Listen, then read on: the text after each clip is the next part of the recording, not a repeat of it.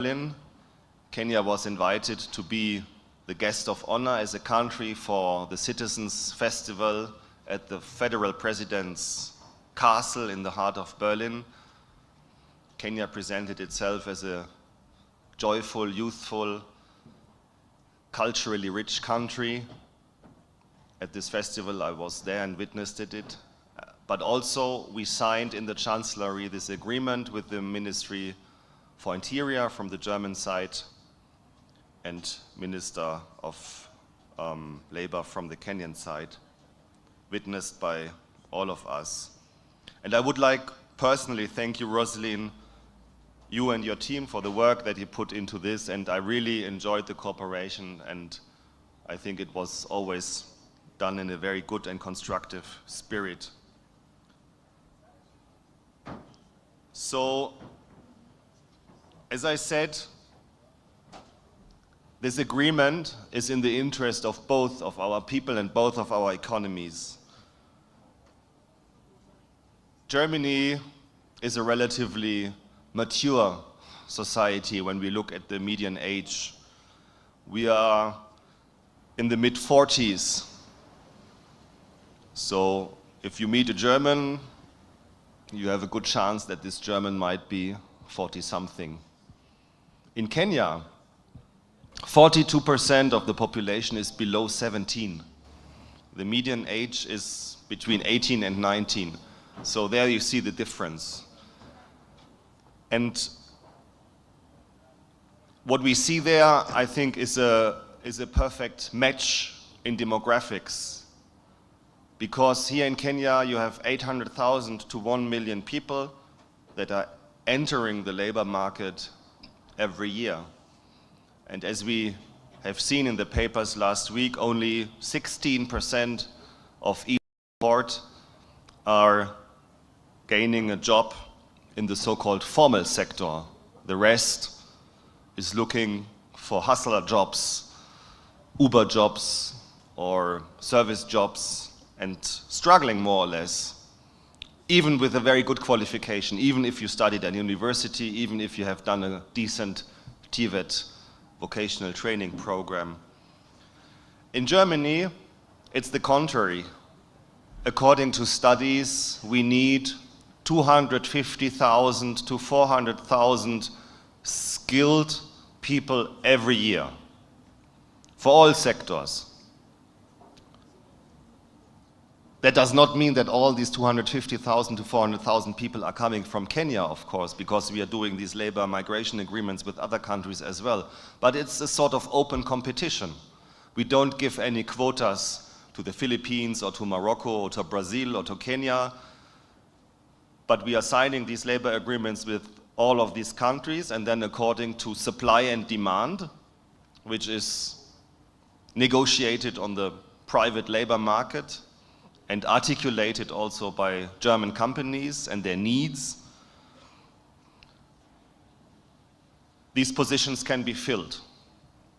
And we changed also our law to make it more easier to come to Germany, and I will explain a little bit about this later. So as I said, we signed this agreement in September, but that was not the end of the process, that was more the beginning of a process, because what we have to do now is to bring this agreement into life. And I'm very grateful that both the Kenyan government and also the German government in Berlin, but also here in the embassy, we are doing our utmost to do exactly this, bringing to life the substance of the agreement and producing concrete results. So the Kenyan government, for example, has organized a series of significant events to get German enterprises interested in the Kenyan labor market. And you did a sort of roadshow in the context of President Ruto's visit, going to cities like Stuttgart, Frankfurt, Munich, Berlin, of course, Hamburg, to explain about the qualifications of the Kenyan people and make German companies aware also of the potential. We organized a job fair at Zarit Center on the 30th of September. Some of you might have been there. where we basically informed about the institutional and skilled prerequisites that you need to get a job and employment in Germany, and then also a visa. So DAAD was there, German Academic Exchange Service, Goethe Institute was there, our visa section was there and explained. But we also had some companies there and some Chamber of Commerces that showed their interest. And we did a reception in the evening before this event, and I welcomed also a number of German agencies that will set up shop also here in Kenya to link demand and supply of labor and help you in the process of going to Germany. And I only can recommend you also to test these agencies and not to pay any money in advance, because we might see, not only on the German side, also on the Kenyan side, a little bit of anarchy in this sector that will be also organized. And the CS Labor made this promise during the conference on the 30th of September that Kenya will introduce a labeling system also in order to qualify the different agencies. And in Germany, for example, we have a label for ethical recruitment in the health sector. And I can only recommend you, if you are a nurse or some specialist in the health sector and you're interested going to Germany, you should work with a company in Germany that has this ethical recruitment label, because then you can be sure that you get a good service, that you don't pay any money, and that this agency is scrutinized by the German authorities and will do a good and decent job for you.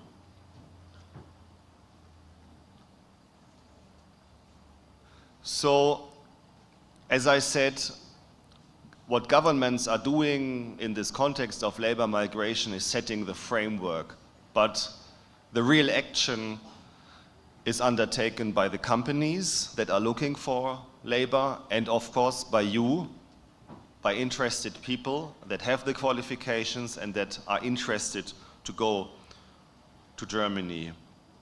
So what is this conducive framework that we are trying to provide? What we have done at the German embassy here in Nairobi is to already increase our visa capacities. We have 4 more people, which is a significant increase of 30% of our staff in the visa section. And we already see a significant uptick also in our visa processing for labor in Germany. So when we compare the figures Q3 in 24 to Q3 in 23, it's about between 10 to 20% more than last year. We are above the general uptick that we have in all our visa sections worldwide. So again, Kenya is in the upper part compared to other partner countries with whom we have done these labor agreements. So the next thing that we want to do, and that's our plan for 25, and we discussed this with Deputy President Kindiki, who will join us later this morning, when our Vice Chancellor Habeck was in Nairobi last week, that we have to invest more into learning German, because that very much increases your opportunities finding a job. Right now we have approximately 10,000 pupils in schools that learn German, and we have of course a growing number of students that learn German in the Goethe Institute or in private institutions. But we have to increase this number. And the best way to increase this number in our thinking is to train trainers, meaning that we have to get more Kenyan German teachers educated by University of Nairobi and Kenyatta University that then go to the Kenyan school system and be good German teachers. And we are both in contact with the University of Nairobi and with Kenyatta University to increase the capacities there. We will support this. We will try to introduce a Master of German Studies and German Language at Kenyatta University, and we will also increase the capacity at the University of Nairobi Kiambu campus for German teachers.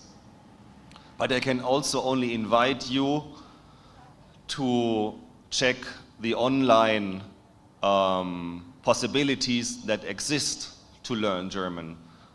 There is a free language course from Deutsche Welle, for example, that you can use.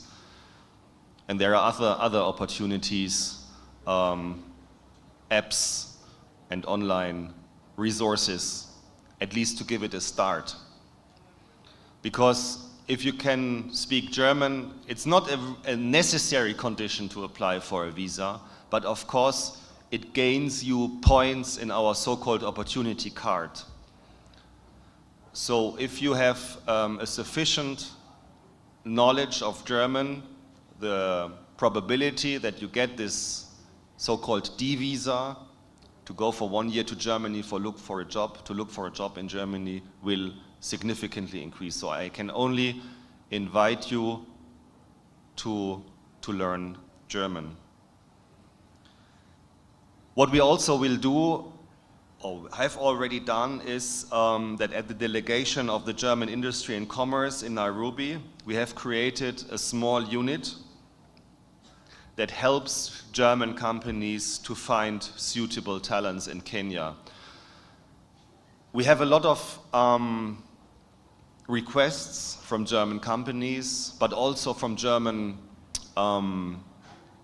like counties or village administrations that are looking desperately for bus drivers, for people that are helping in the city administration, for people that are helping in the public pools, for example, as lifeguards.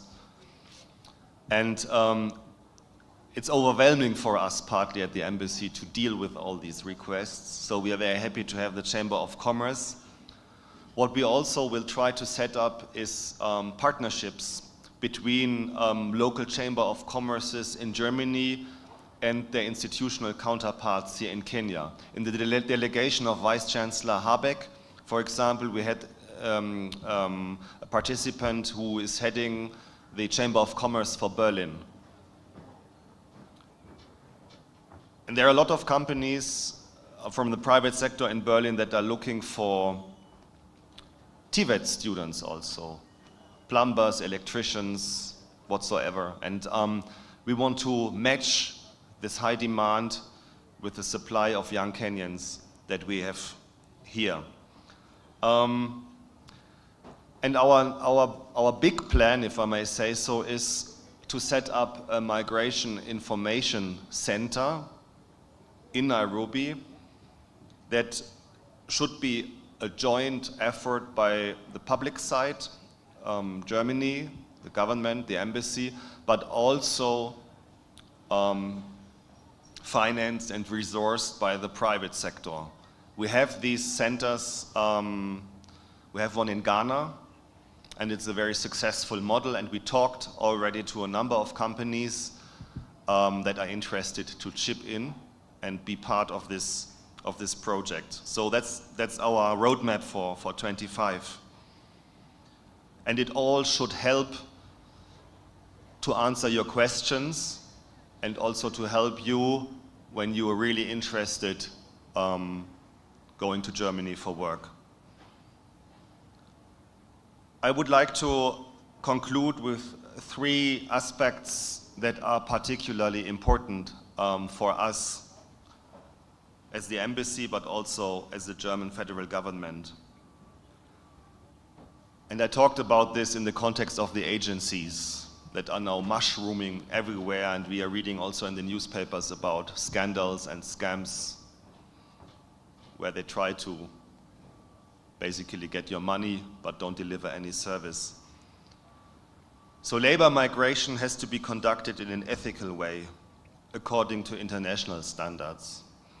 IOM, the International Organization for Migration, with which we closely cooperate, and they were partly also part of the negotiations when we met here in Nairobi, IOM has developed a migrant worker guidelines for employers, which are very important. And also the International Labour Organization, which is a UN organization,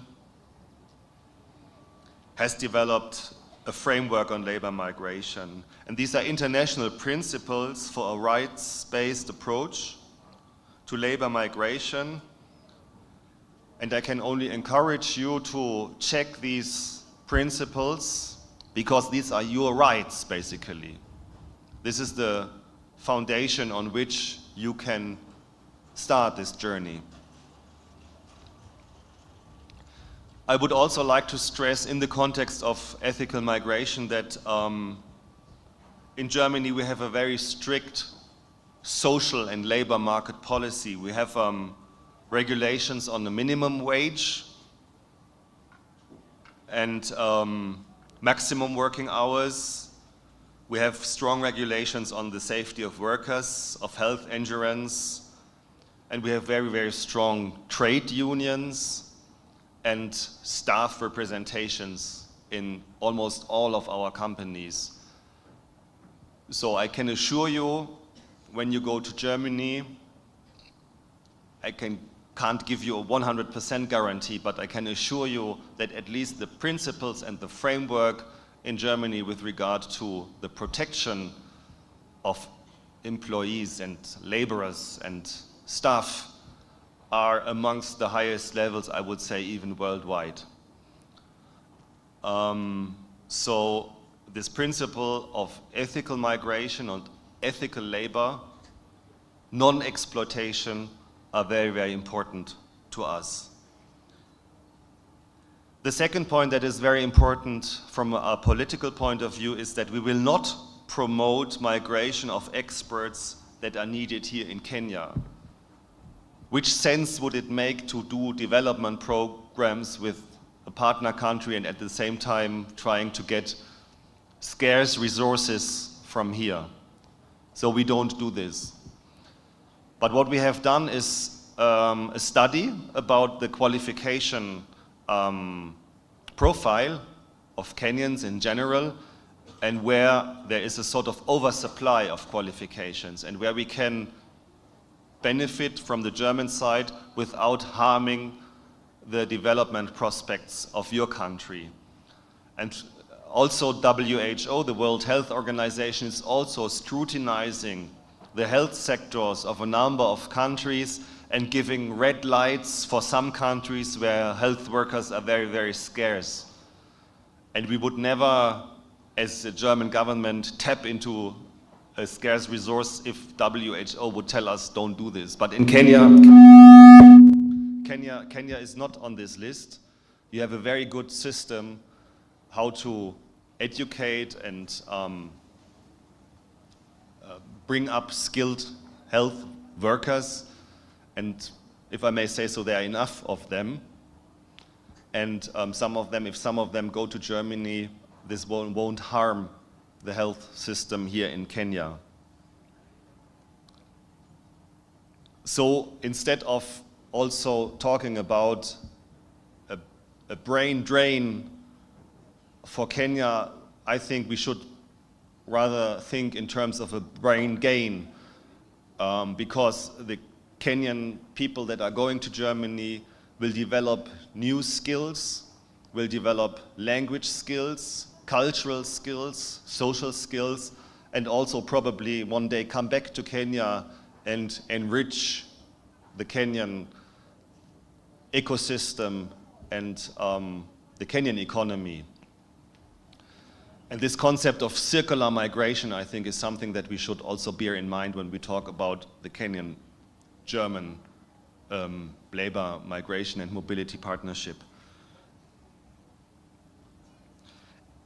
And in this context also, it's very important, I said it in the beginning, that vocational training and TVET is one of our main pillars of development cooperation. So what we do is also trying to invest in the qualification and in the human capital of the younger generations here in Kenya. And we do this for years now. We started with 7 centers of excellence for TVET in and around Nairobi. And in the next phase, together with the Ministry for Education and the PS TVET, Elizabeth, we are now looking into 70 TVET institutions all over the country that will be supported by GIZ and KfW, and will be partnering also with German TVET institutions in order to give you an idea about how TVET works in Germany and how we can make it work better here in Kenya. And it's an absolute priority also for President Ruto, who wants to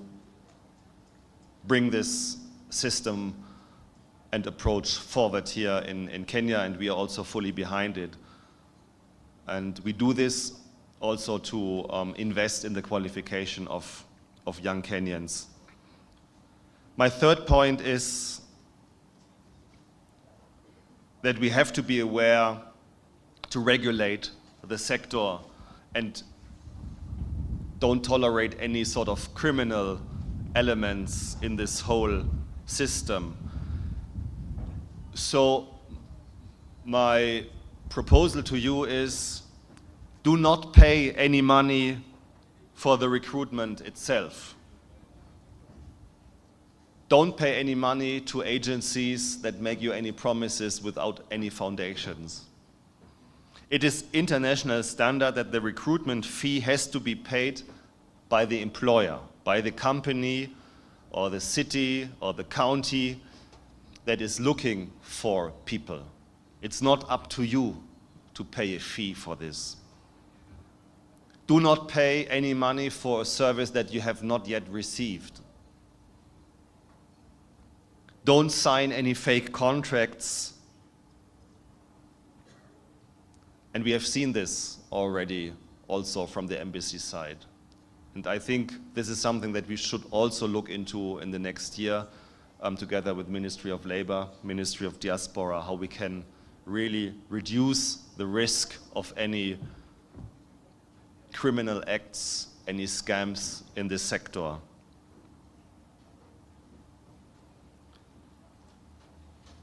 So,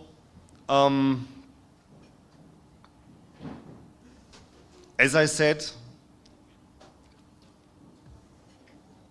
it is a good choice to go to Germany. Sometimes it can be also a hard choice. Because it's a different culture, it's a different environment, it's a different society, it's a different climate also. So you should also be prepared for some challenges. And especially the beginning might be not as easy as you might have thought. But I talked to a lot of Kenyans that worked for quite a while in Germany, and I never had any negative feedback. And we have one program for mid-career Kenyans in the mid and higher management levels that have the opportunity to work for 6 months in big German companies in Stuttgart or Frankfurt. And I once met a group of them here in Nairobi, and all of them told me they would have wished to stay longer because they liked it very much. So just to give you also this feedback, the beginning might not be easy, but it pays off at the end. I never heard a very, very negative feedback. To the contrary, everything I heard so far was very, very positive. But you have to be ready to adapt. You have to be ready also to learn German, and you should start learning German here. With regard to your qualification, both is possible, as I said. Either you have a local qualification that is recognized in Germany, and you have some work experience in your field that gives you an advantage in the so-called opportunity card when you apply for a visa, but you can also apply for a visa where you stay 1 year in Germany and look for a job in Germany.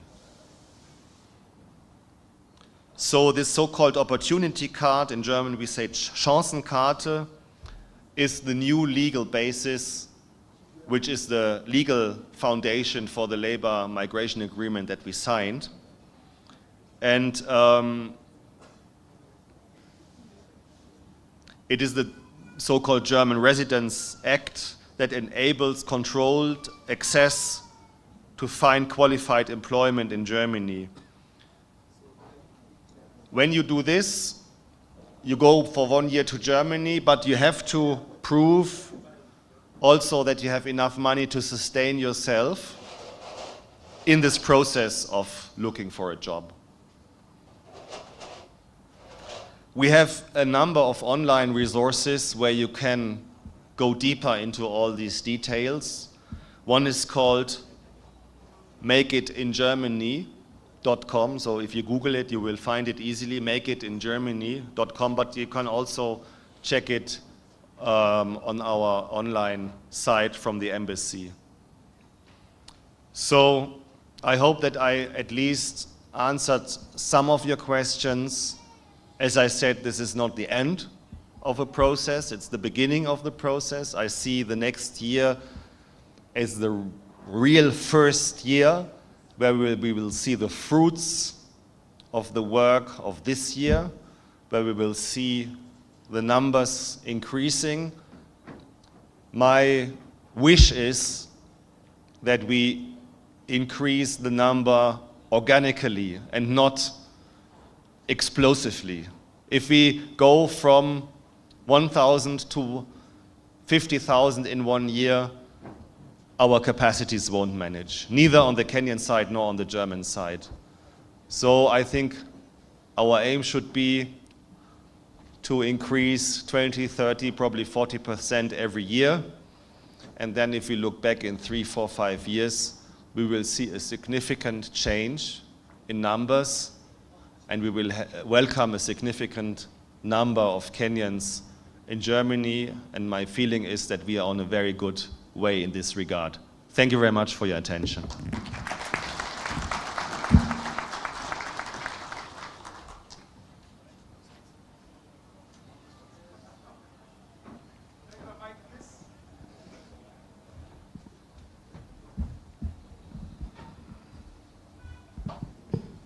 Thank you very much, Your Excellency, for that very elaborate presentation that you have made. I think Balozi deserves a better and more hearty clap. Tafadhali, makofi kwa Balozi.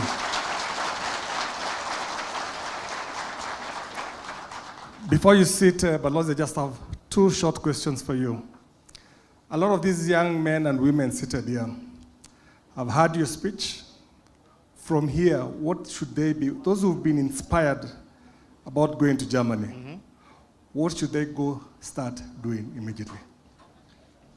So my 2 main recommendations is, first, check out the online resources that I mentioned. Make it in Germany. Just Google it, you will find it, and there you will see all the formal recommendations or conditions that have to be fulfilled in order to start the process.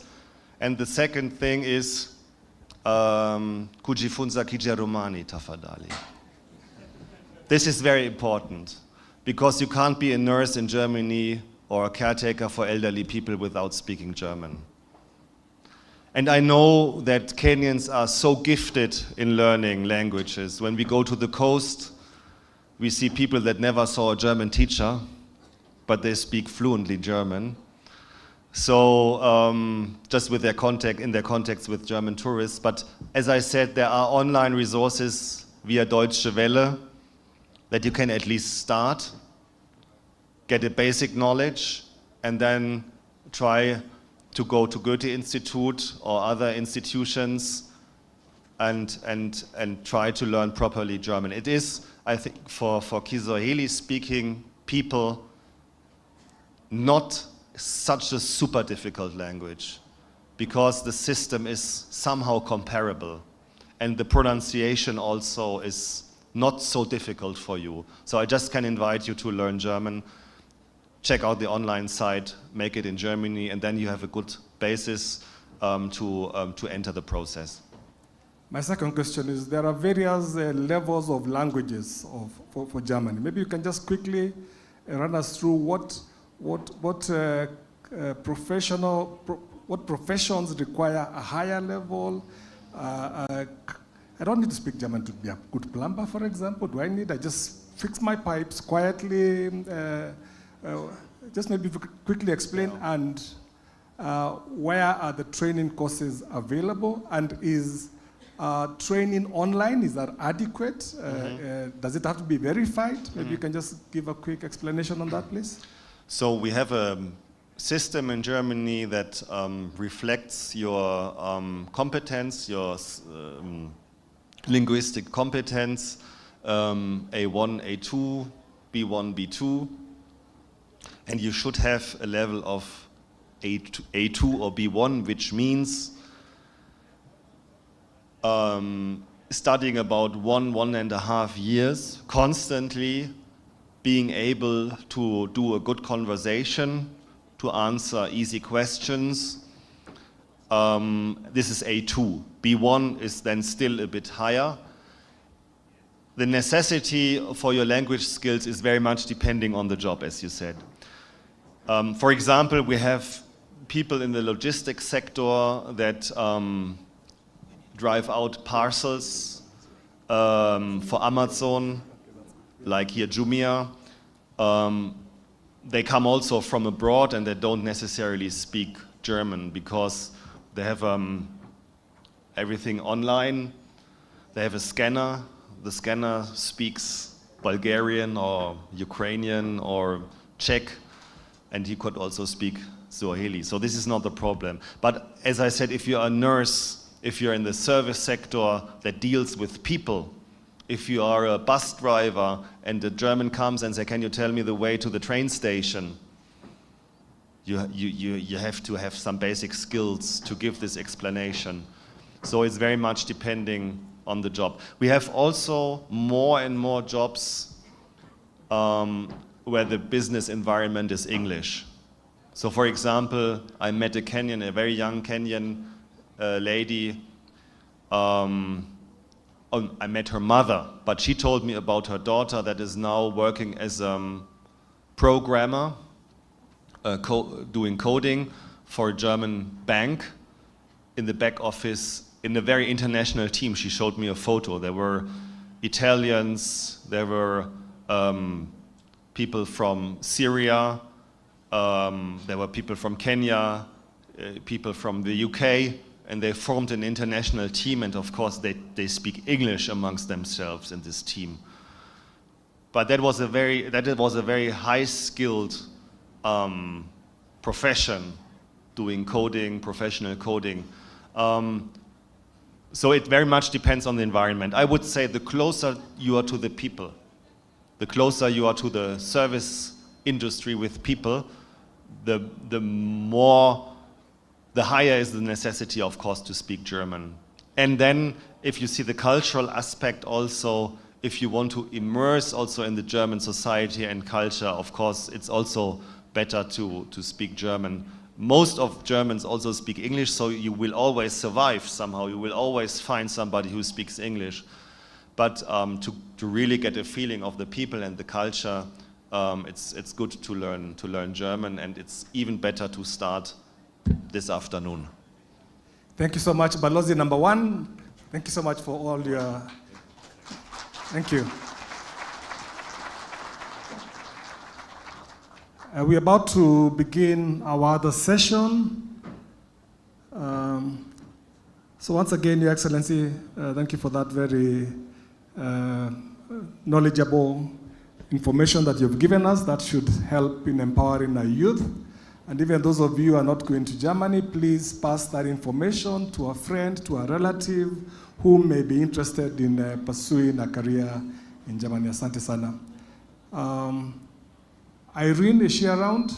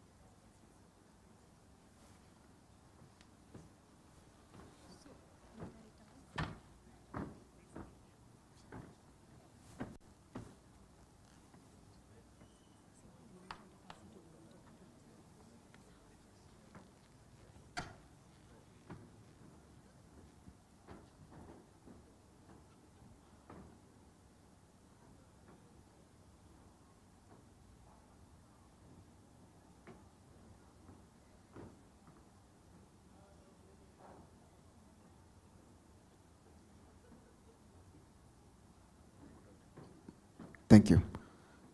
Let's put our hand together for Balozi, to our ambassador, to our PS for those beautiful remarks. We can do better than that. Tuwapigeni makofi. Unajua kuna mtu ataenda Germany hapa ndugu zangu. Thank you so much. We appreciate. We want to get to the next part of the program, and PS, with your permission, we just want to have a conversation about the same. And I'm going to call our moderator for the day, Elizabeth. Nikimuita tunampigia makofi tafadhali. Tumkaribishe our moderator, Elizabeth Maganga.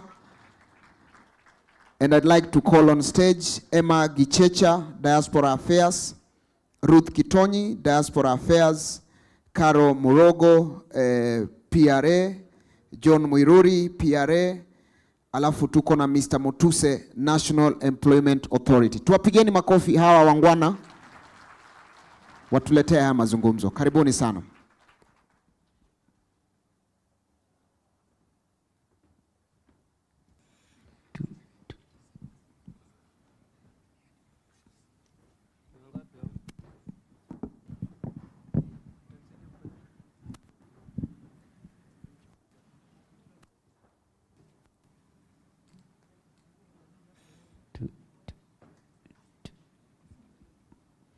Good morning, everyone. Good morning. My name is Elizabeth Mganga. I am a Foreign Service Officer with the State Department for Diaspora Affairs.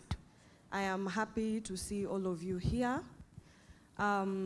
Before us, we have, I would like to say, experts in their field. So just to kick off this session real quick, because I think we might be constrained on time, I would like to pass along the microphone for our panelists today to introduce themselves. Thank you, moderator. Good morning. My name is Ruth Kitonyi. I work for the State Department for Diaspora Affairs. Good morning, everyone. My name is Njoki Morogo. The Director, Consult Center Limited, a PRA. Thank you. Good morning, everyone. My name is John Miruri. I'm a director at Key Resource Services Limited. We are a recruitment agency. Thank you. Good morning, all. My name is Emma Gisheha. I am a director at the State Department for Diaspora and Diaspora Affairs. I handle the Welfare and Rights Division. Thank you. Thank you for the elaborate introductions. I would like to go directly into our conversations for the day, where our theme for the whole week from 5th of this month, we have just been having conversations around labor mobility and migration. So I would like to direct the first question to Ruth. Kindly speak something on how the State Department for Diaspora Affairs takes on the approach towards labor mobility. Also, you could kindly touch on our co-shared mandate with the State Department for Labor and Skills Development. Thank you so much, moderator. The State Department for Diaspora Affairs was formed through an executive order in 2023 and given a 6-point mandate. Then the mandate was expanded again in 2023, and we were handed 3 more mandates. Among the 100 mandates is that we have 2 shared mandates with the Ministry for Labor, and one of the mandates that we share is to secure placement of Kenyans abroad, where we work closely to ensure that we have job opportunities for Kenyans who are willing to migrate. The second shared mandate is on the implementation of labor migration policy, as well as the implementation of the global labor market strategy, which is also key because we realized that we needed to increase the number of Kenyans abroad. We also needed to ensure that we have the legal, the regulatory framework for labor mobility. Thank you for that response. Again, before I move on from you, I would like to understand something. So, you know, Kenyans have been migrating time immemorial, and most of these times the push has been from an individual perspective. So because we know government is elaborate towards creating employment for Kenyans, what are some of the frameworks that government has initiated to assist in this? You could speak about the MOUs or the BLAs or strategic partnerships that we have initiated to empower Kenyans to be able to confidently step into these fields to seek for employment, backed by their government, of course. Thank you so much, moderator. Once more, yes, the government has deliberately been decided to be involved in labor mobility because we realize that whether we are involved or not, labor migration continues. And within the labor mobility, then we would have a lot of issues because if government does not regulate, if the government does not provide the policy direction, then we have had a lot of issues. If you notice recently, even the cases, the distress cases that are being handled have really gone down because of the government involvement, where the government has negotiated several MOUs with various countries. BLAs have been signed, others are still in the process. We've also entered into strategic partnerships in countries, for example, where we do not even have the BLAs or the MOUs to ensure that the Kenyan worker rights, issues of safety, issues of welfare are well taken care of. The government intends to continue negotiating for more MOUs, more BLAs, and more strategic partnerships will continue being negotiated and agreed upon. Thank you again for that response. I would also like to highlight to our attendants that as you've heard Ambassador Growth speak, that is one of the examples of Kenya being intentional about creating employment for the youth in a regulated and safe manner. I would like to direct the next question to both Mr. John and Ms. Carol on kindly, briefly speak about now, the government has done its part. We've negotiated for these jobs. As a PRA, how do you get access to these jobs? And briefly explain the process and the importance of carrying out attestation of these jobs. Thank you, moderator, and thank you for being here, everyone. So one of our mandates as PRAs is to source for these jobs, and once you get the job, I mean, you would first have to go out there and look for the job, either through your networks or physically being in that particular country to look for these jobs. And once you get the jobs, you'll bring back the job order to our country.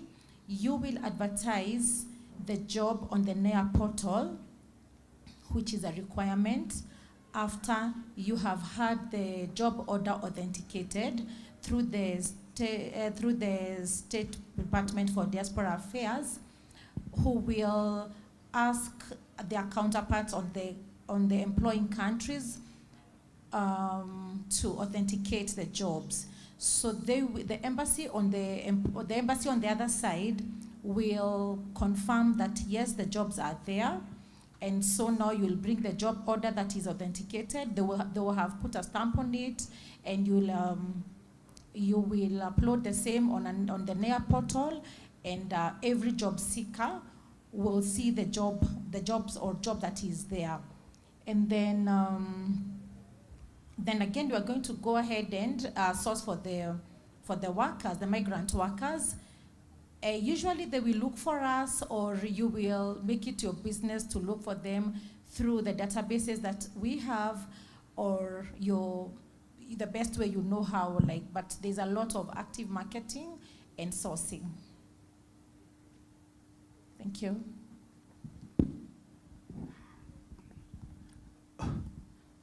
Well, good morning. To add on to that, I would say that it's also very important for us as recruitment agencies to make sure that the process is transparent as much as possible, and that both the employer and the candidates know what is going on in terms of transparency. So once you get that job order, as Carol has explained, you have to make the candidate know about the position that they will be holding. You have to make them know about the working hours, all the other benefits that the employer is offering in terms of housing, in terms of transport, in terms of working hours, so that once they leave here, they know what they expect on the other side. And to avoid exploitation by the employers, we also do due diligence in terms of visiting the clients or the employers, and also see where these people will be working, where will be their accommodation facilities, so that we also know that we are sending our Kenyans to an employer who will take care of them. Thank you. Again, to Ms. Carol and Mr. John, there's a question that normally comes up anytime we come into contact with job seekers. We know you are in the business, so you're able to answer this question accurately. We get the question about costs that are related to recruitment. What determines this costing?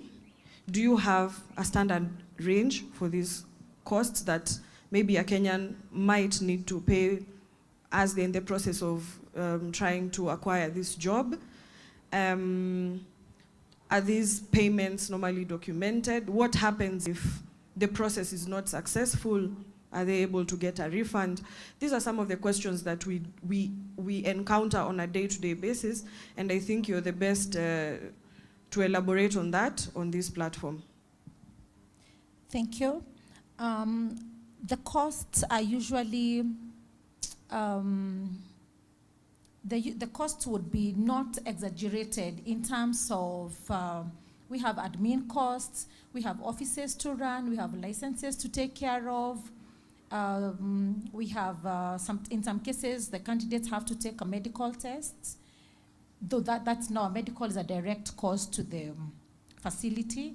Then there are qualifying tests, like in my case, as I'm processing teachers to the US, my clients ask them to take the TOEFL test, so they would have to pay for that test themselves. And then, of course, they need to take care of the travel documents. So then, in some cases, we will ask for a fee to be paid. And yes, there's a refund policy in my company, and I bet in many companies, whereby if you are not successful in one case or the other, we shall refund the agency fee. However, I will say this today, that you will not ask me to refund money that you paid for your medical, because you paid to the facility. If you fail that qualifying test, for example, the TOEFL or Praxis, you will again not ask me or expect me to refund that money, because you already paid for that particular service. But on the agency fee, whatever it is, and you did not qualify, or you are not selected perhaps, then that is bound to be refunded to you. It's also very important to note that as PRAs and government, we are trying to move into no fees policy. We are trying to get employers who will pay the recruitment fees. But before that, right now we have some employers who will tell you not to charge any fee to the candidates. So we'll try as the PRAs, and we are working with government to see that we only engage employers who are willing to pay the recruitment fees to recruit Kenyans. But apart from that, of course, like Carol has said, we have the direct cost. We have the passport that you have to apply for yourselves. We have the police clearance certificate. Then we have the attestation at the Foreign Affairs Ministry. We also have the embassy fees now, the visa fees and all, and the biometrics in terms of, in cases of those people who are going to the Middle East. We have injaz for those who are going to Saudi. So those are direct costs that are associated with to the candidate. But for the fees, yes, I understand right now, us as agencies, we're asking for money. The policy is you should ask for a maximum of 1 month's salary from the candidates if the employer is not paying. And like Carol has said, the policy is that if for any reason that is our fault or the employer's fault that you don't go through, then you should get a refund of the full amount. Thank you. I think our attendants who are here are now well informed on that, since it is a question that frequently comes up. I am also informed that there are students who are expecting to receive their travel documents today. You are requested to visit the tent on your left, on that side. I'm informed that they are ready. So on to the next question. I want to go directly to Madam Emma. So now, we've looked for the jobs. This person has connected with the recruitment agent. Now, they're preparing to leave. Briefly speak about the documentation that a Kenyan ideally should have, more so especially on matters of visas, because based on I want to be biased because she is my boss. So based on the cases that we handle on a daily, we know one of the challenges that we deal with is the class of visa. So kindly briefly speak on that, and I wish to throw also another question. As people are gearing towards moving out of the country for one reason or another, what are the signs to look out for so as they are careful not to be victims of trafficking in persons? Thank you very much, Elizabeth, for those two questions. They are very pertinent to when we are speaking about the welfare of our people when they go outside there to work.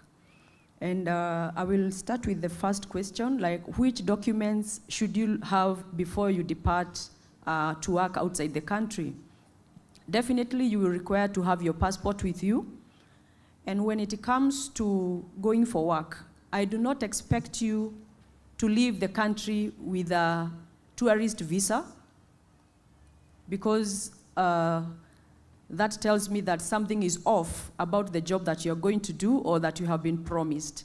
And we have seen, from the desk that I sit on the welfare, I have experienced a lot of Kenyans who have been lied to that they will be taken to a particular country for a particular job, but they will use the tourist visa, and then when they arrive there, that is when they are going to get the work visa or the work permit. Kindly do not leave the country with a tourist visa if you're not going there as a tourist. More often than not, you will fall into the hands of traffickers. When I talk about traffickers, they will take care of everything for you. They will pay for you the visa, they will pay for you the ticket, they will facilitate you fully. But what awaits you on the other end is what you do not know. You are not going to get a work permit because there is nothing on the ground like a job, a legitimate job. What will happen is that you will fall into the hands of the traffickers, and they will get you into illegal jobs within that country. So my fellow Kenyans, do not depart the country to work using a tourist visa. Number two, the person who is telling you to travel with a tourist visa, I have a question about their legitimacy when it comes to their registration as an agency. Whenever somebody promises you a job, the first question that you should ask is, are you a registered agency with our National Employment Authority? Ask for the name of the agency, because they might decide to lie to you that yes, they are registered. Ask them for the name of their agency. And if possible, not if possible, visit their office. See a physical office. Every registered PRA has got a physical office. The DG NEA is here, she can confirm that. So if somebody does not have an office, you should question the job they are promising you. And there is no registered agency that is going to take you abroad with a tourist visa, because they know it is not allowed. So kindly Kenyans, let us make use of Google. Kindly visit the NEA website, Google the agency. If it does not appear on the website, kindly know that it is not registered, and do not engage them beyond that. You will be safe. Visitors' visas also, I would not recommend you to depart if you do not have a work visa. A work visa is what you need. Number 2, you need to have a contract. Because before you leave, you need to understand, what kind of job am I going to do? What are the conditions and the terms of this employment? Many of our Kenyans have been lied to that you're going to sign the contract upon arrival. Upon arrival, whoever will pick you will not give you a contract. They will take you around in circles and you will never see the contract. If a problem comes, if you enter into any kind of distress, you will find yourself being on your own, because there is no contract that is covering you. The essence of having a contract is that you will be covered. When it comes to medical, when you fall sick, who should take care of your medical expenses? When it comes to accommodation, who is going to take care of your accommodation? When it comes to repatriation, in case there is need for you to be repatriated, who should take care of that? So please ensure that you have signed a contract with whoever is taking you abroad for work. And I think, Elizabeth, those are the few issues that I need to mention that people should look out to. Only use registered agencies, leave the country with the correct visa for you, and also ensure that you have a valid contract that has also been attested by the Ministry of Labor. Thank you.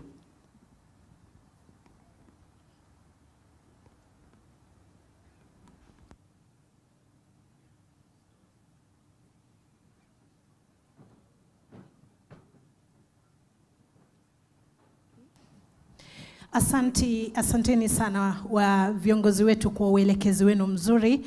Kwa hakika tunaendelea kuelimika. Nina tangazo ambalo kidogo tutaomba tuweze kulizingatia, kwa sababu mgeni wa heshima, Mheshimiwa Naibu wa Rais, anajumuika nasi wakati wowote kuanzia sasa hivi tukiendelea na panel hii. Wale wote ambao wamesimama kule nje, tafadhali tunaomba tuweze kuingia mahali tunafaa kwa haraka kidogo, tukisaidiwa na maafisa wetu wa polisi. Wale wenzetu ambao tuko hapa kwa sababu ya shughuli ya leo na tuko pale nje, tafadhali kwa haraka kidogo, kila mmoja anaombwa kuchukua nafasi yake ili we clear that path, kwa sababu ya convoy ambayo inaingia dakika yoyote kuanzia sasa hivi. Kila mmoja tuingie, tutulie, tafadhali simu zetu tuweke vibration mode ama silent mode, na wale officers wote ambao wako miongoni mwa wale 300, kwa heshima tafadhali tunaombwa tuwe sote tumeketi mkono wangu wa kulia ambao ni wako wa kushoto, kwa sababu unaniangalia. Asante, tuendelee kumakinika kutoka kwa viongozi wetu ambao wanaendelea kutufahamisha yale ambayo tunahitajika kuyafanya. Shukran.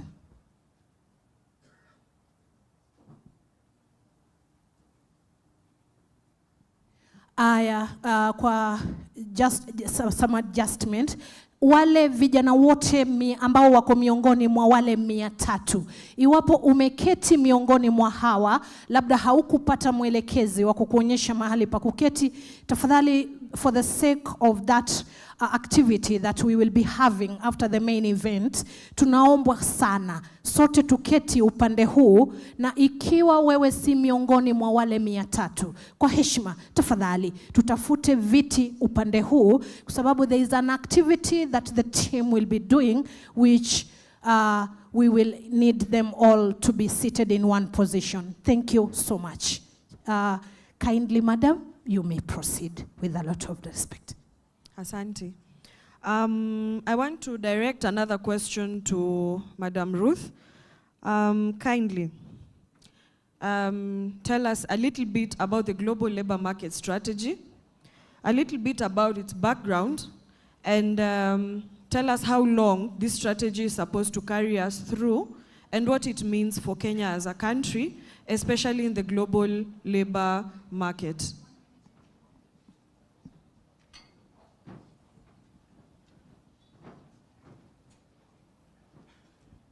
Thank you, Madam Elizabeth. The global labor market strategy is a 4-year government strategy paper that was developed by the two State Department, as I talked about our two shared mandates, the State Department for Labor and Skills Development and the State Department for Diaspora Affairs. As you are well aware that the government role is regulate, policy, legal frameworks, and protection. Why do we need the global labor market strategy? So one of the reasons why we need the GLMS, as we call it, is to ensure that we increase the number of Kenyans joining the international market. We want to increase the numbers from the current, the CS for labor mentioned, 218,000 to around 1 million by 2027. There's also need for government regulation and policy framework. If we leave the market unregulated, if there is no policy direction, then as I said before, we'll have a lot of consular cases, a lot of issues, a lot of people traveling without the right documentation, a lot of people traveling without the right visas for work. So that's why we need the global labor market strategy, and also to note that labor migration or labor mobility is majorly by the PRAs, private recruitment agencies, and individuals. So the government role is here is policy, legal, and administrative, to offer policy, legal, and administrative instruments. For us as a government, the long-term solution is through policy, legal, and institutional reforms. So that's why we look at it in terms of long-term, short-term, and even in the mid-term. Another role of the GLMS is to facilitate Kenyans abroad. We need to facilitate our Kenyans abroad through a regulated way. We also there's also a need for their protection to ensure that their welfare, the issues of their rights, the issues of their contracts are well taken care of. And within the GLMS, we're also trying to brand the Kenyan talent, the Kenyan labor, and we are asking ourselves, who are we as a country? What do we have to offer as a country? How competitive can we be if we compare ourselves with the other countries? And we realize that we really have an upper hand. We are multilingual, we are professional, we have the best work ethics, we are resilient, we are entrepreneurial, and GLMS is also going to assist us implement all this, Madam Moderator. Thank you. Since you've said something very key that speaks to our personality as Kenyans, you've said that we are professionals and we carry high standards of ethics. Can maybe our PRAs tell us how they do the business of skills matching, and also kindly briefly speak on pre-departure trainings for potential migrants? Thank you, Elizabeth. So for the skills matching, or ensuring that the job has gotten the right candidate, we will evaluate and verify the documents that you bring to us, so that indeed, if I'm saying I'm a teacher, and I'm a teacher who went to, for the sake of this conversation, let's say KU. We shall go to KU through an evaluating body that we have been guided to use. We shall talk to KU, asking them to verify that the transcripts I have presented are in the record. So if KU disowns me, then unfortunately there's a situation right there. So we try to verify as much as we can. We try to do the right job with the right documentation.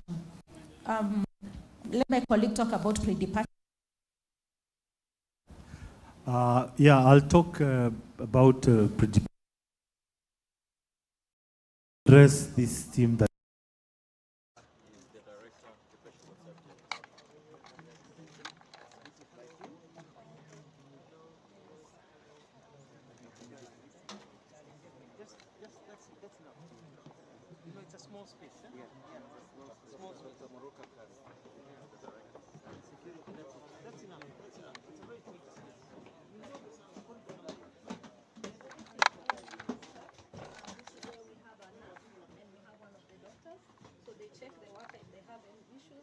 and we can even welcome one of the workers in our country to have your blood pressure taken.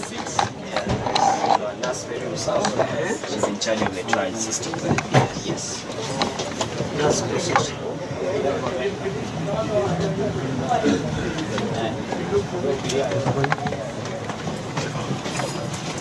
This one, I don't know whether it will go very far. Yes. I don't know. What do we do?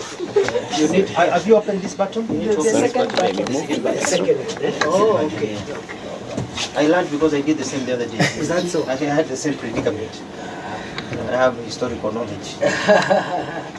So, Your Excellency, one of the things we check even as we do this is both the physical and mental health issues that can affect workers.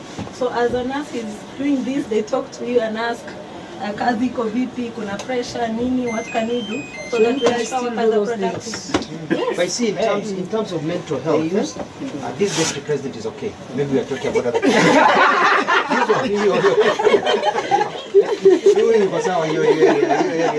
We never know. It's good to check. Yeah, it's good to check. Yeah, so we have to do it periodically. But now your pressure will be elevated because of the excitement. Unfortunately, the laughing and everything. So whatever you get now will be a bit higher than normal. Okay, I would request you to silent for a while. Okay. To remain silent. See you say.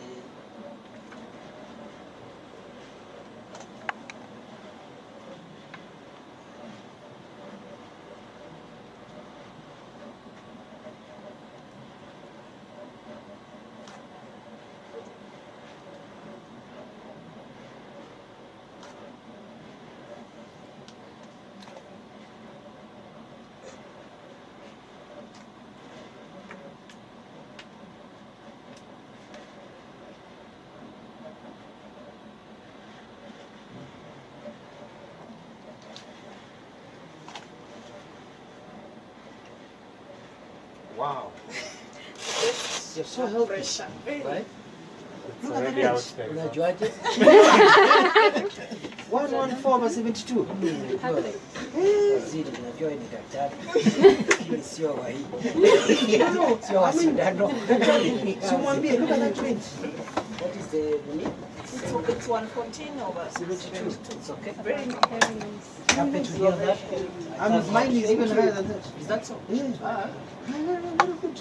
Whatever you're doing, you laugh more than I do. We are going to check it. Please check it, Sana. Thank you.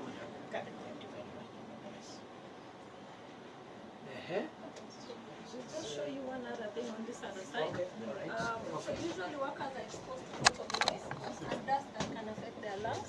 So we have equipment here that you can also check their lungs. So they blow into something and we record, and we're able to know if their lung is healthy. Next room. Similarly for the ears, we also do the same. The equipment is over here, but this is for The demonstration. chamber for. Yes. So this is state-of-the-art equipment that we have. Thank you very much. Yes. Now this one is where we assess workers, especially those ones who work in dusty environments, whether their lungs are functioning well. It's called spirometry. So it just shows how much your lungs are functioning at any particular moment. You can have a seat. Okay. Yes.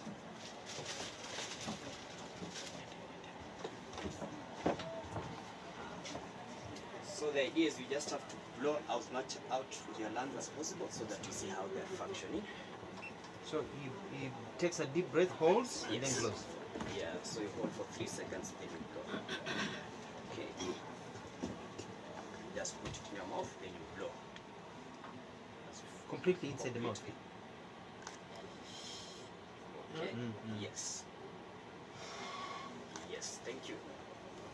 That's enough? That's enough. Okay. So it's able to display the curve of how much you're able to blow, and it gives us all those vitals. What is it saying? Like this one is saying you're able to blow more than 80% of your lung function, which is good. Yes. Simba. So, thank you very much. Excellency, because of time. So when the lung was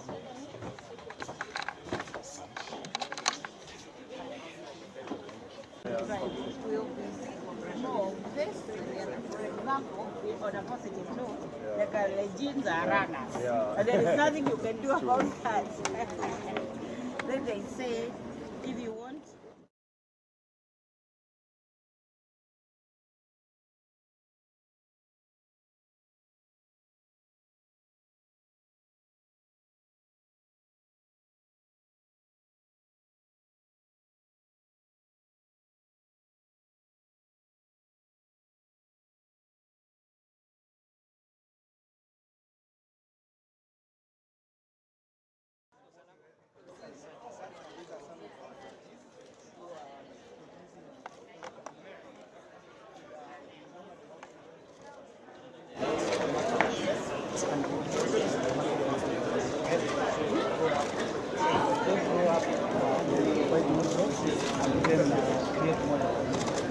so this is Jamhuri coffee. They are brewing coffee, and most of the coffee are sourced all over the country. So you find their coffees are named after each region where they are coming. Where do I buy it? Where do I buy it from? From the Lavington. From Lavington Mall. From Lavington Mall. Will I? No, you will. Thank you very much. The job you're doing. These are dental floss. They are helping. Because we always say that they are made locally. And they are very quality.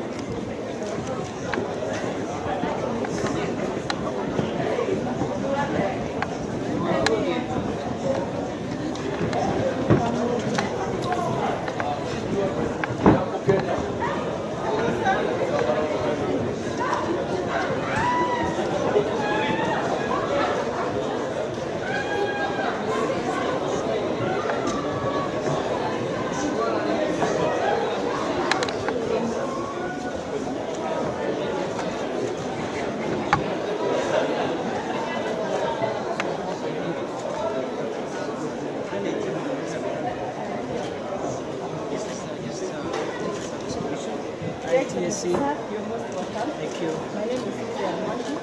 I'm here representing our city. We'd like to show you just a few moments of yours. We show you what we are doing for our missions. Thank you. Mickey.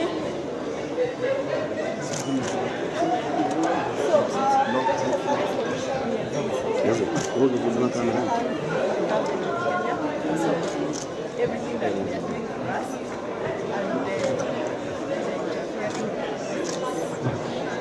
Stepped on the wire.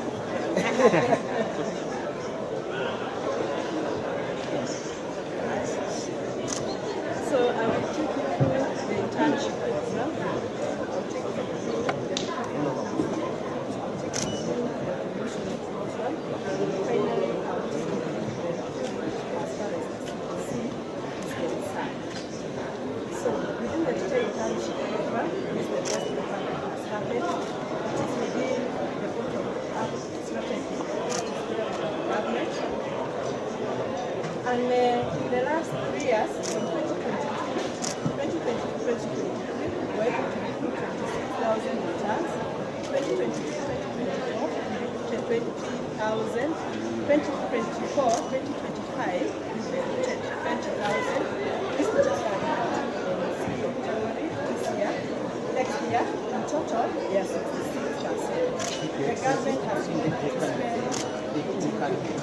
Can send something for teaching. Yes, we shall.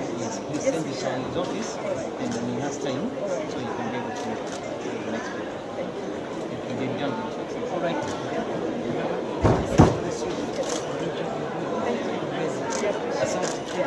you.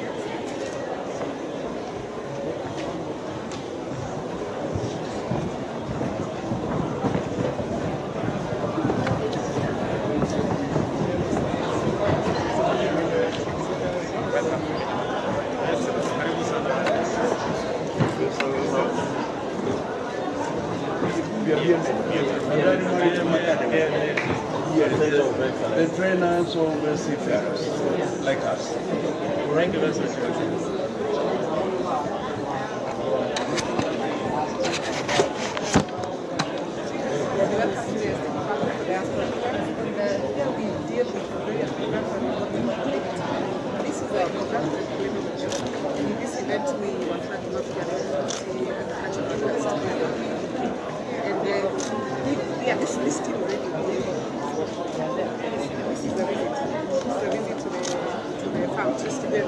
We do a lot of sensitization as well. Here we have sensitizing our officers in Jamhuri, and this is a job we are in every county. Yeah, so we are bothered about the welfare and not the vacation. Lebanon, and Sudan, and that's several.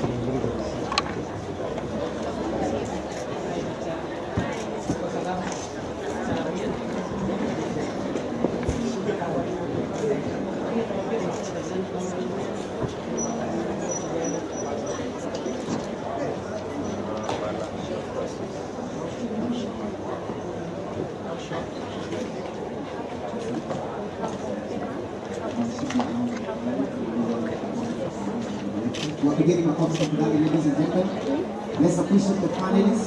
Thank you so much for that beautiful conversation. What beginning of the also talk about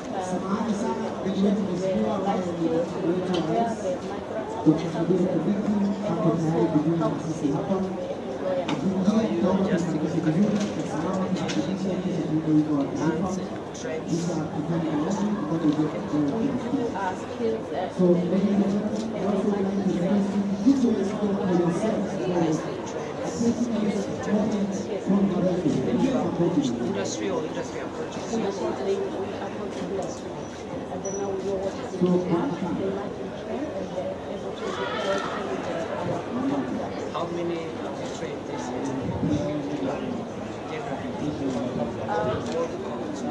Actually, right now there is a government going on where we are assessing for 2,000. Yeah, so throughout the year we are assessing so far they have trained 1,000.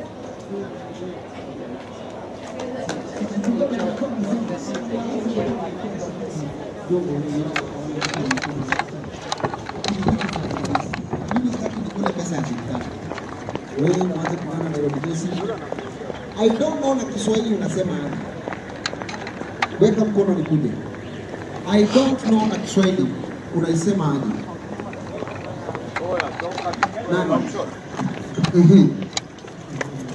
Huyo hafahamu. Ladies and gentlemen, I kindly request you be upstanding so that we can welcome His Excellency the Deputy President. Tumkaribisheni tafadhali kwa makofi makamu wetu wa rais anapojiunga na sisi hapa. We can do the Stellar program for His Excellency the Deputy President, Dr. KITHURE Kindiki. Karibu sana.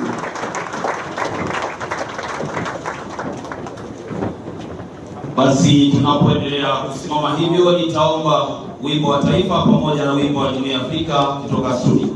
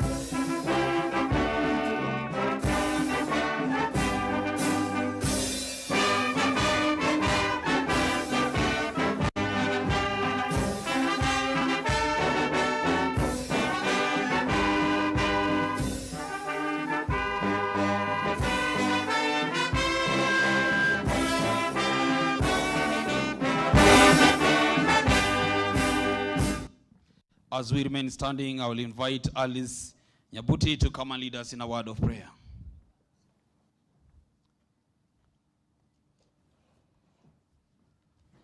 Alice Nyabuti, kindly.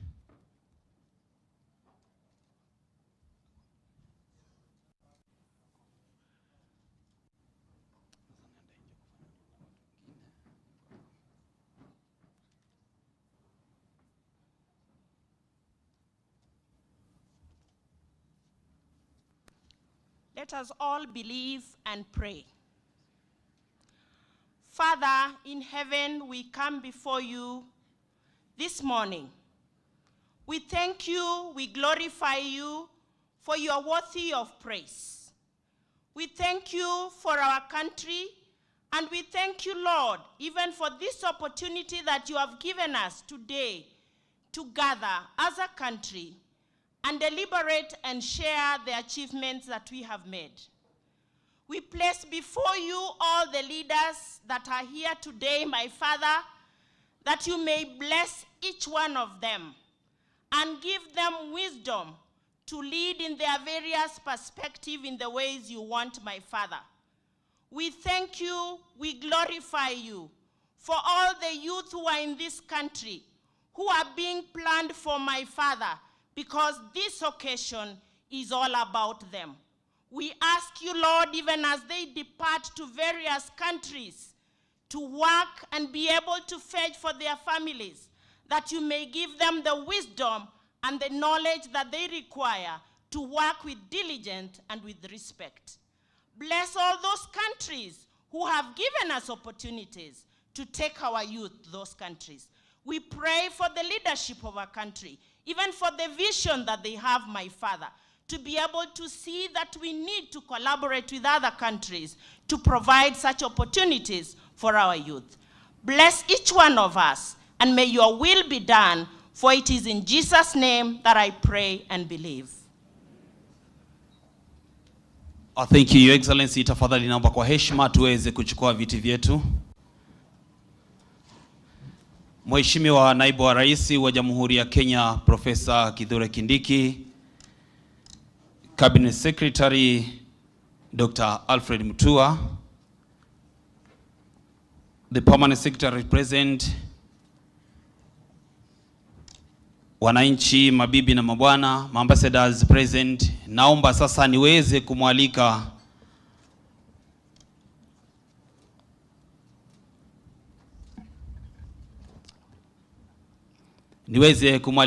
Mr. Itumbi ili aje aweze kuendelea na ratiba iliyoko mbele yetu.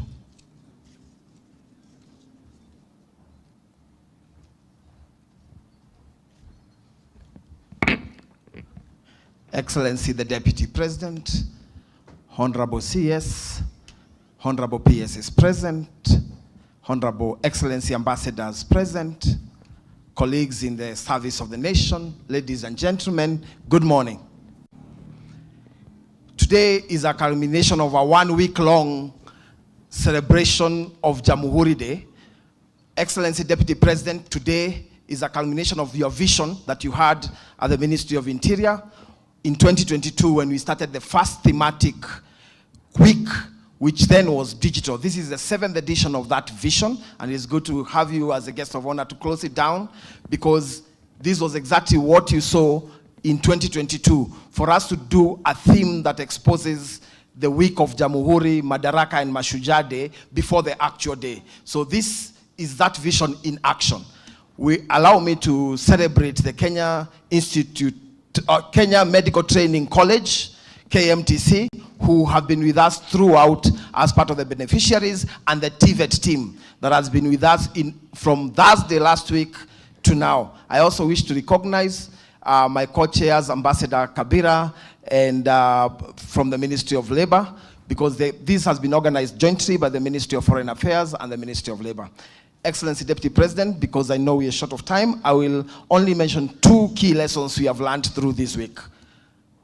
One is that there are jobs.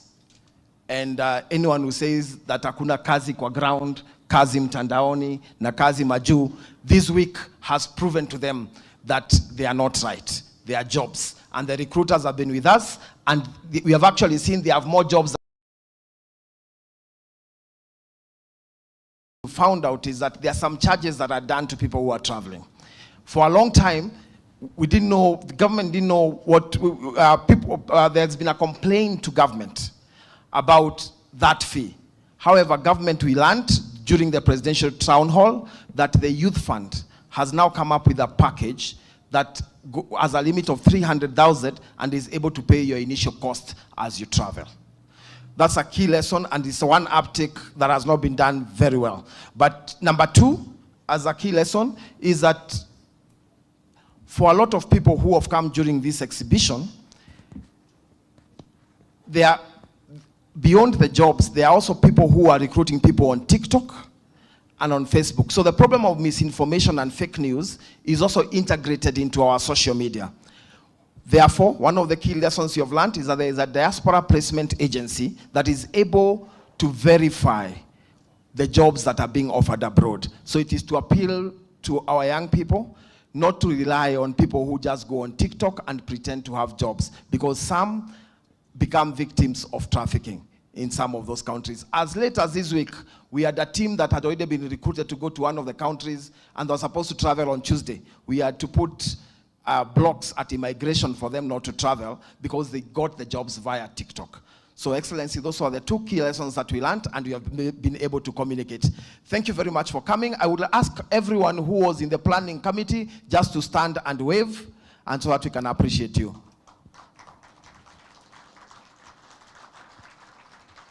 Thank you very much. You can have your seat. Having said that, it's now my pleasure to invite the PS Diaspora to come and take over the rest of the program.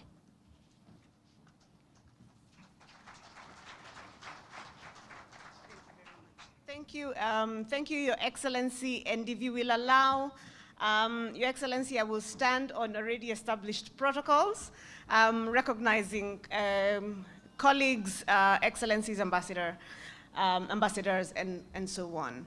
Your Excellency, mine is to do 2 things. One is to recognize my dear sister, PS TVET, PS Moria, who is a critical actor and who owns a lot of the young people here in the sense that they are TVET graduates or TVET students.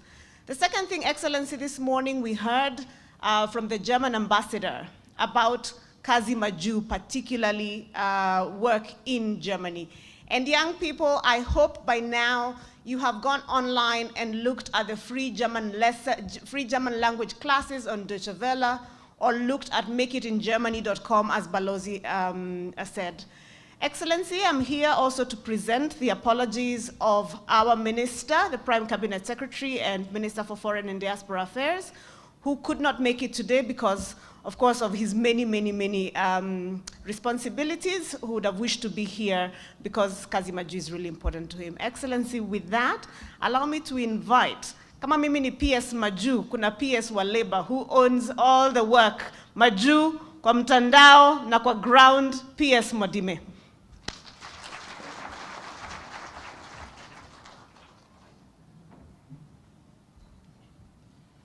Thank you very much, PS Diaspora. Your Excellency, the Deputy President, Cabinet Secretary Labor, PSs who are here present, Ambassador Qatar in Kenya.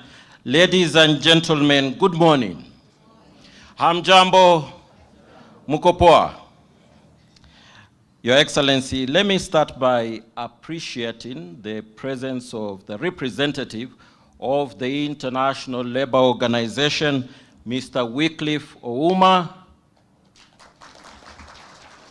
Your Excellency, we work with the International Labour Organization very, very closely, first to ensure standards of labor are maintained within the country, but also they have been of great assistance to us in developing a model bilateral labor agreement that we use whenever we are negotiating with countries abroad to ensure that our young people are able to secure employment in the international labor market.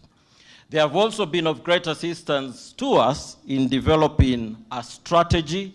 This is the National Strategy on Skills Development for Labor Mobility. We intend to ensure that our young people are as employable as it can be. We want to ensure that they're employable within our economy in terms of the job opportunities that are available, but sometimes they don't have the skills that are required, and therefore this strategy will be of assistance to us in guiding our young people so that they can undertake courses that will guarantee them employment, both within our economy and also in the international labor market. We are also working together with the Labor Market Information Unit, which is a directorate within my State Department that scans the market to see the kind of skills that are required, again, both within the economy and also in the international labor market. Your Excellency, we have also been very emphatic to our private recruitment agencies that whenever they get job orders abroad, they have to upload these job orders on our National Employment Authority Integrated Management System. This is critical because we don't want our young people to be conned in any way. We know that there are some private recruitment agencies that unfortunately have, conned our young people with the assumption that there are jobs that they have been able to secure, but the truth is some of these jobs are not there, and therefore we have been emphatic that these job orders must be uploaded on the portal so that then our young people can be able to access this portal and see the kind of jobs that are available. Indeed, we've gone ahead and appraised Kenyans that the private recruitment agencies that are in red on our website, they should avoid them as much as possible. Their status is wanting. But those that are in black ink, then they can be able to possibly get the jobs that they have advertised and eventually access the international labor market. With these few remarks, Your Excellency, I want to invite the Qatar ambassador to Kenya to come and give his remarks. He has played a very critical role in allowing us to access their labor market. There are many young people who have managed to get jobs in their country. Thank you.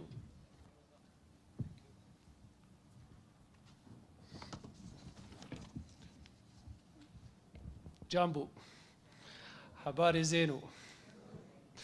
Your Excellency, the Deputy President, Cabinet Secretary of Labor, dear guests, good morning. It's my pleasure and opportunity to be here today, and I'm happy to attend this party. Your Excellency, As you know, there is good relationship between the state of Qatar and the Republic of Kenya. My goal now is to promote their relation. And I wish to do something good to this beautiful country. Excellency, at the moment, there is over 70,000 Kenyan working in Qatar. They do a good job, and they get all their rights. Most of them work at airport, Hamad Airport, in security company, hotels, and other places. Currently, I am working to recruit more Kenyans to work in Qatar.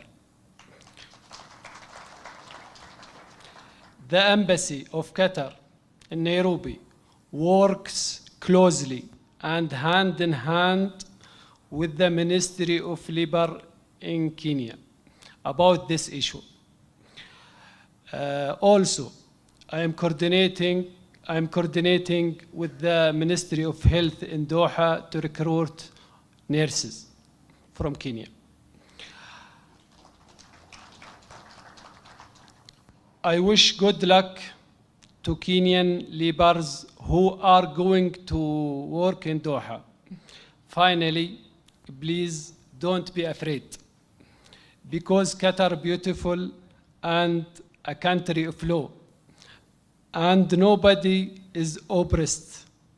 Thank you. Thank you, Your Excellency.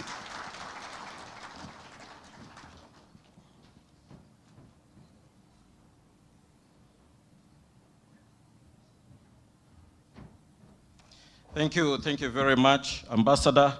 I also want to appreciate the presence of the Secretary General AFTA, who is here, made to understand he's here with us. Mr. Wamkele, if you are here, you can stand. Mr. Wamkele, thank you, appreciate you. Unfortunately, owing to time constraints, we'll not be able to give you an opportunity to possibly say a word or two, but nevertheless, we sincerely appreciate your presence, the fact that you've been able to join us this morning. Ladies and gentlemen, I now want to invite our Cabinet Secretary, Ministry of Labor and Social Protection, the Honorable Alfred Mutua, then to come and give his speech and invite the Deputy President. Thank you. Bwana asifiwe. Assalamu alaikum. Your Excellency, Deputy President KITHURE KINDIKI, all the leaders that are here, His Excellency, the Ambassador of Qatar, the permanent principal secretaries, various officers, vijana walio hapa, ambao wengine weko tayari wamebeba mizigo ya kwenda safari hivi leo, na wasalimu.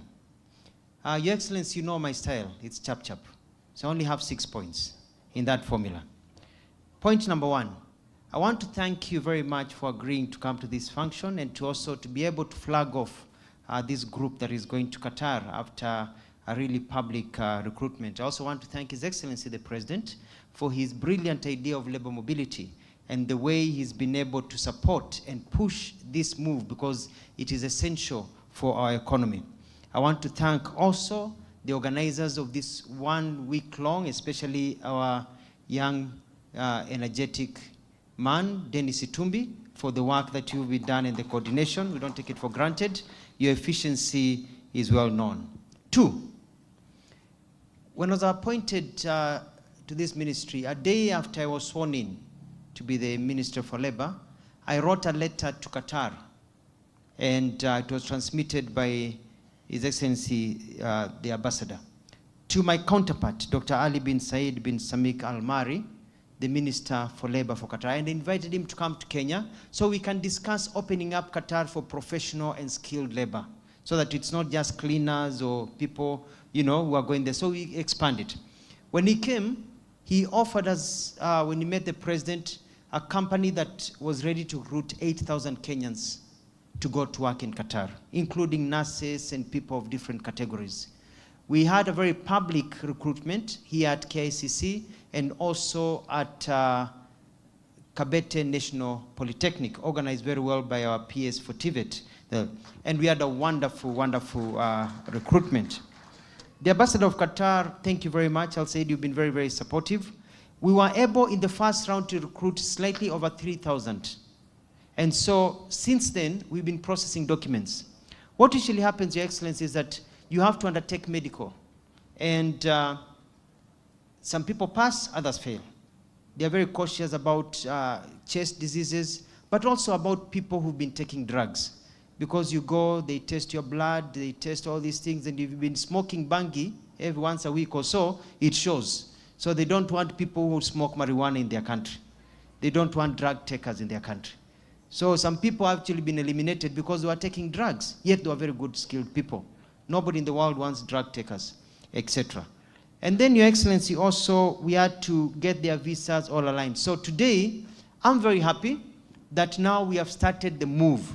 We have visas, we have passports ready, we have air tickets, and the first batch that will be traveling from today to this weekend will be nearly 300 young men and women going to Qatar. And some of them are here with their families. Maybe you can stand up, the first cohort going to Qatar. Simameni wale walio hapa, and you can see they're very well dressed. They are all here, and others wako kule nyuma. So, asante. And some of them, wale wako nyuma pale wanunua mkono, they have come with their suitcases and their families. And after this, we'll ask you to take a photo with them, because at 1 o'clock, I'm escorting them to the airport to make sure wameenda wakiandanga, so that people know that this is real. We do expect that for the other ones, today we've received, I think, nearly 100 new visas for others. So the visas will now be coming every other day. So this will be a continuous process, people signing job offers, working on it and moving. There are new job offers that have come that have changed. There are people who had been hired to work as cleaners, whose job has changed to work as packers, to pack. It's the same job. So we'll have to be resigning. Some of you will be resigning, the ones traveling tomorrow and over the weekend. And Your Excellency, we are sending a crew with this team so that we can actually show them in Qatar, working in Qatar. Ndio watu wanaosema ni stories za jaba, wameze wembe. Number 3. Dennis Itumbi talked about something very important, about the whole aspect of commissions. Now, there are 2 aspects of employment. You see, these are not our jobs. These jobs are overseas. It's a company that decides, I want to hire Kenyans. When they say they want to hire Kenyans, some companies say, I will pay for onboarding of the Kenyan. I will pay for their ticket, I will pay for their medical, I'll pay for their transport, I'll pay for all these processes. Their job is just to get into the plane and come here, and I'll take care of them. Those are few. Majority say you want employment. If you're in Kisumu and want to be employed in Nairobi, the person who wants to employ you does not send you a ticket to come here. Unajilete, sindio? So in the same way they are saying, you come here. Now, Your Excellency, the government cannot recruit people. That is done through agencies that are recruited according to the law. So the recruitment agencies are the ones who know where to rush for medicals, where to do attestation of documents and all that. So these agencies are the ones now you work with to ensure that your documents are in order and to be able to travel. So when the agencies say this is the breakdown, they need to give you a breakdown of how much it costs you for your ticket, everything, plus a small agency fee for them to remain in office. So I hope you understand. So nobody, and this is very important, nobody is forcing you to go. Nobody is forcing you to pay. You make the choice. I went to Australia. They say they want nurses. They'll be paying them $500,000 shillings a month. But before you can become a nurse in Australia, before you go, they need you to do attestation, they need you to do exams. When you look at all those things plus the ticket of nearly $1,500, it comes to nearly 300,000 shillings just to go to Australia. The companies, they are not paying, but they say the job is here, get everything done and you come. So it's good for you to understand that there are some that provide everything, others don't provide everything, and it's there. My job as a minister is to make sure that you're not conned. If you've paid a deposit and you fail your medicals, then you get back the remaining money that you need to get. You don't get conned, and you go back and you do your life. Maybe you change your mind after a while. You know, you find a beautiful girl, you decide, roho yangu, nyota yangu ni hii, sitaki kumwacha hapa, ataenda. So you say, I'm not traveling. I want to get married. I've got another job in Kenya. It's okay. They cut the medical fee, they cut their fee that they use to process you, and they give you back the rest of the money. So nobody will be conned under my watch. Number 4, there are all types of jobs that are available, Your Excellency. The other day I went to see off a group of 42 that are going to the Bahamas. Chefs, waiters, very good salaries at the Bahamas. And so we've got all kinds of jobs that are available. We currently going on right now at the TVET here, Nairobi Technical, no, the other one here, near Pangani, Kamukunji. Right now, they are interviewing people who are riders. Mtu wa boda boda, unapata kazi, you become a rider in Dubai, dropping packages and everything, and you make 100,000 shillings a month. That is going on. There is going to be an activity in Kilifi for the same. This morning, I got an offer. Somebody said they have 7,000 jobs of technical work, plumbers, electricians, for Dubai. We'll be announcing that so that you give an opportunity to everybody. I will still go around the country, so I can go to every county, so people don't have to come to Nairobi to get jobs. We have some that will be in Nairobi because of ease and the speed, because the 7,000, they need them before the end of the year. We have to do them in a central place, but others will be going lastly. Your Excellency, as we hired these people, Qatar, in the list that they gave us, some of the people that were hired, 23 have been banned because they went to Qatar before and they broke the law. So whatever you do follows you. So those, they're actually drivers. We have now to tell them, sorry, you cannot travel. You're not wanted in Qatar. They just send us the list. The ambassador here organized with the ministry, and we just recruited 200 police officers for Qatar. And they are just doing their security check. By the end of this month, they'll be going to Qatar to work as police officers, making good money in Qatar. 5, as I get to the end. There's this talk about brain gain versus brain drain. When people leave the country and go overseas, they're not going to stay there. They'll come back. They're actually gaining skills.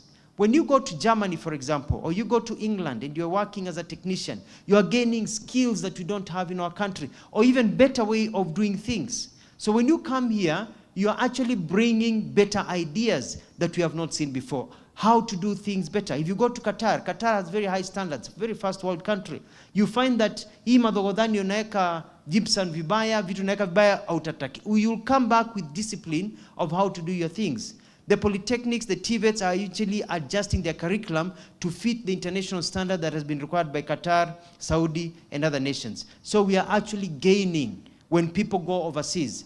And we have very many people out here.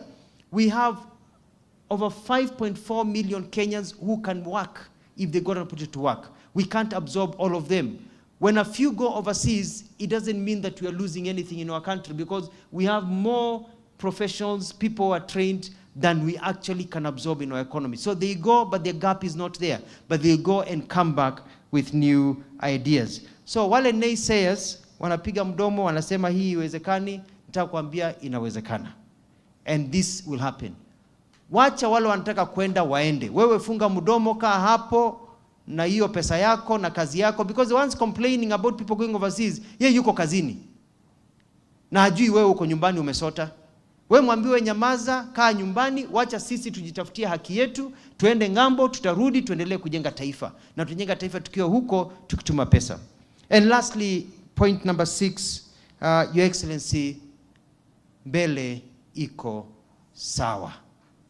It is now my pleasure to invite a gentleman and a leader that I really respect, a man who follows that Chinese adage that say, tread softly but carry a big stick. Your Excellency, Honorable His Excellency KITHURE KINDIKI, let's all be upstanding and welcome His Excellency to give us a few words of wisdom. Karibu.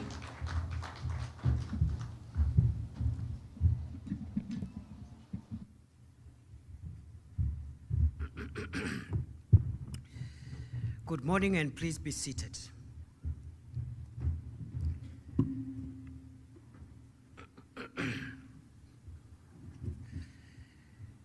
Each year, the World Bank publishes the World Development Report covering a particular theme. In 2013, the title of the bank's World Development Report was Jobs. This simple title said much about the most pressing economic issue facing the world at that time, and a problem that remains current today as it was 10 years ago. The number of people who are unemployed and the length of time that they remain unemployed is rising. The World Bank has put the unemployment rate for Kenya at 5.7% in 2024. In view of these statistics, reducing unemployment is arguably the single most important economic objective of the present moment. As we conclude this inaugural Jamhuri National Job Fair 2024, I am grateful to all who came up with this theme and conceptualized the hosting of a national consultation on the question of employment and job creation. I want to pay great tribute to Minister for Labor, Dr. Alfred Mutua, the wonderful team of senior government officials, principal secretaries, Mwadime, Principal Secretary Roslyn Jogu, Principal Secretary Esther Moria, and all the heads of the various agencies of the government of Kenya. And in a particular way, I pay great tribute on this occasion to His Excellency the Ambassador of Qatar to the Republic of Kenya, who have facilitated the outcome we celebrate today. Thank you very much. And I want all of you to know, and the teams that have worked with you, and all the partners, that what you're doing is not only historic, but goes a long way in solving the crisis of our time, not just in Kenya, but in the world. And that is to find opportunities for young people to earn a living, to work, and to build inclusive economies for our people. I want to appreciate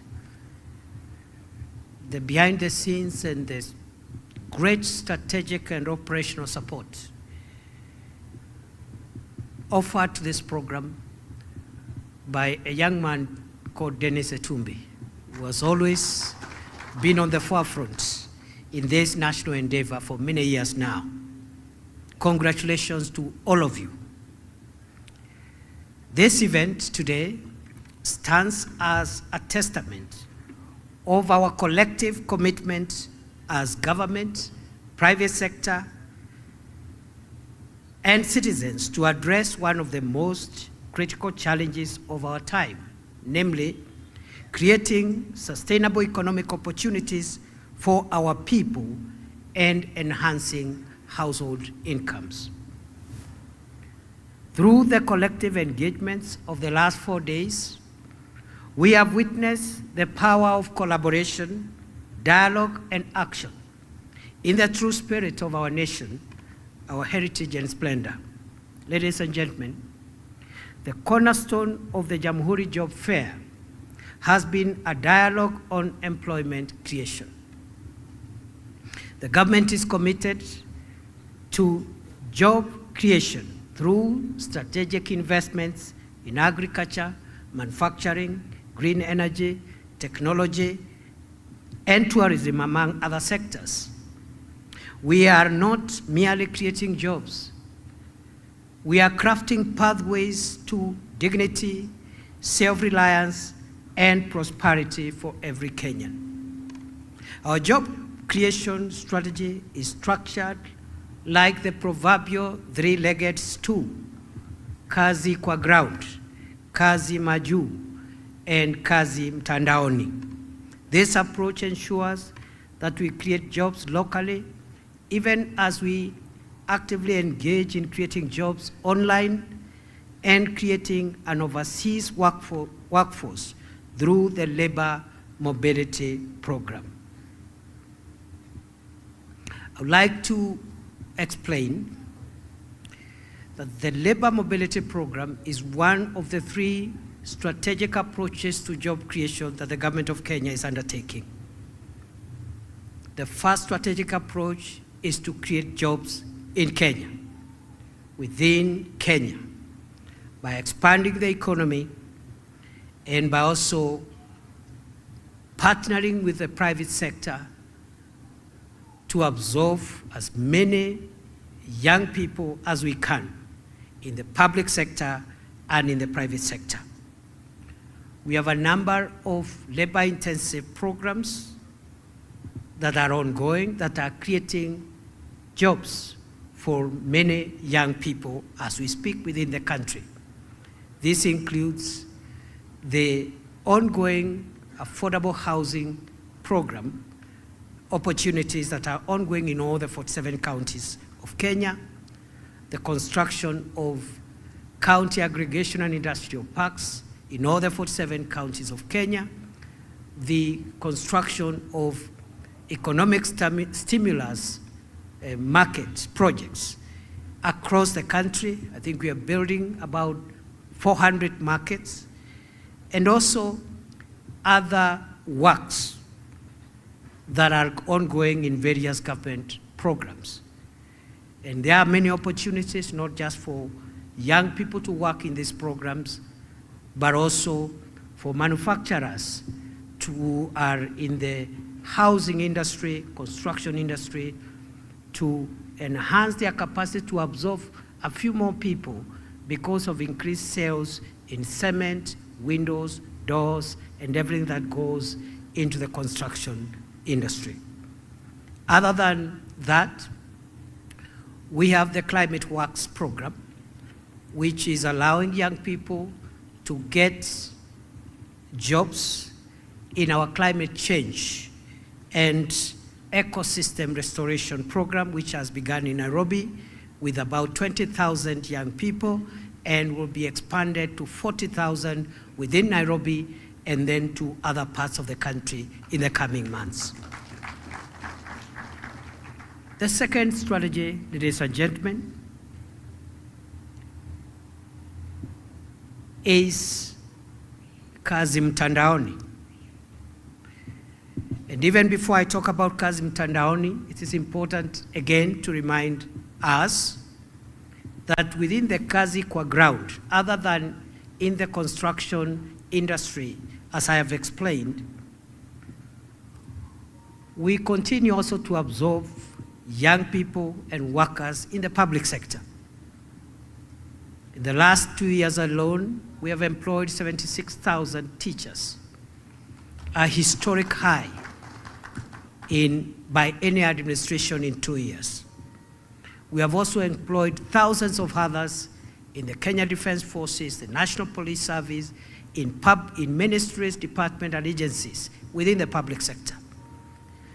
Others have been absorbed in the private sector as the economy continues to recover. So we are creating jobs in Kenya. And that program of kazi kwa ground must continue in earnest in the new year, and we are going to create more and more opportunities here in Kenya, even as we continue expanding our economy. I want to say we've come from a very difficult economic situation. In the last 2 years, the macroeconomic indicators in many parts of the world were looking not so good, including for Kenya. As a result of the 2 years of COVID between 2020 and 2021, when the economy of the country and many other parts of the world were closed down completely. That, with the high interest global rates, global high interest rates, the war in Ukraine, and a few other factors led to the kind of crisis which we came face to face with in 2022 when this administration assumed office. I am pleased to report that the worst is behind us. 2 years down the line, by the grace of God and the hard work of this administration under the stewardship of President William Ruto, the macroeconomic situation has been brought into stability. Today, inflation, which was at 9.7%, is at 2.7%, the lowest in 17 years.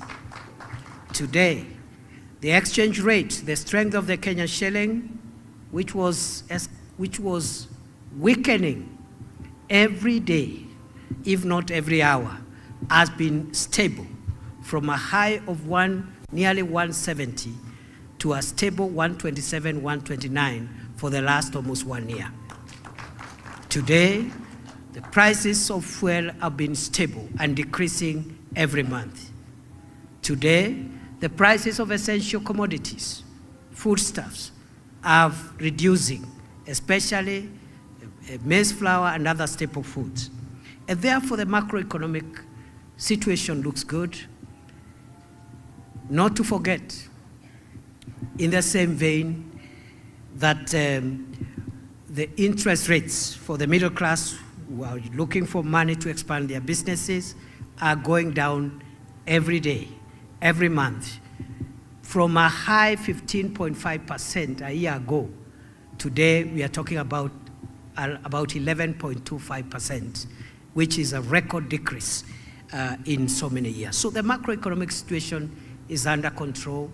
What remains in the months and days ahead is to strengthen the microeconomic situation in our country, to provide more jobs to our people, and enhance incomes at household level.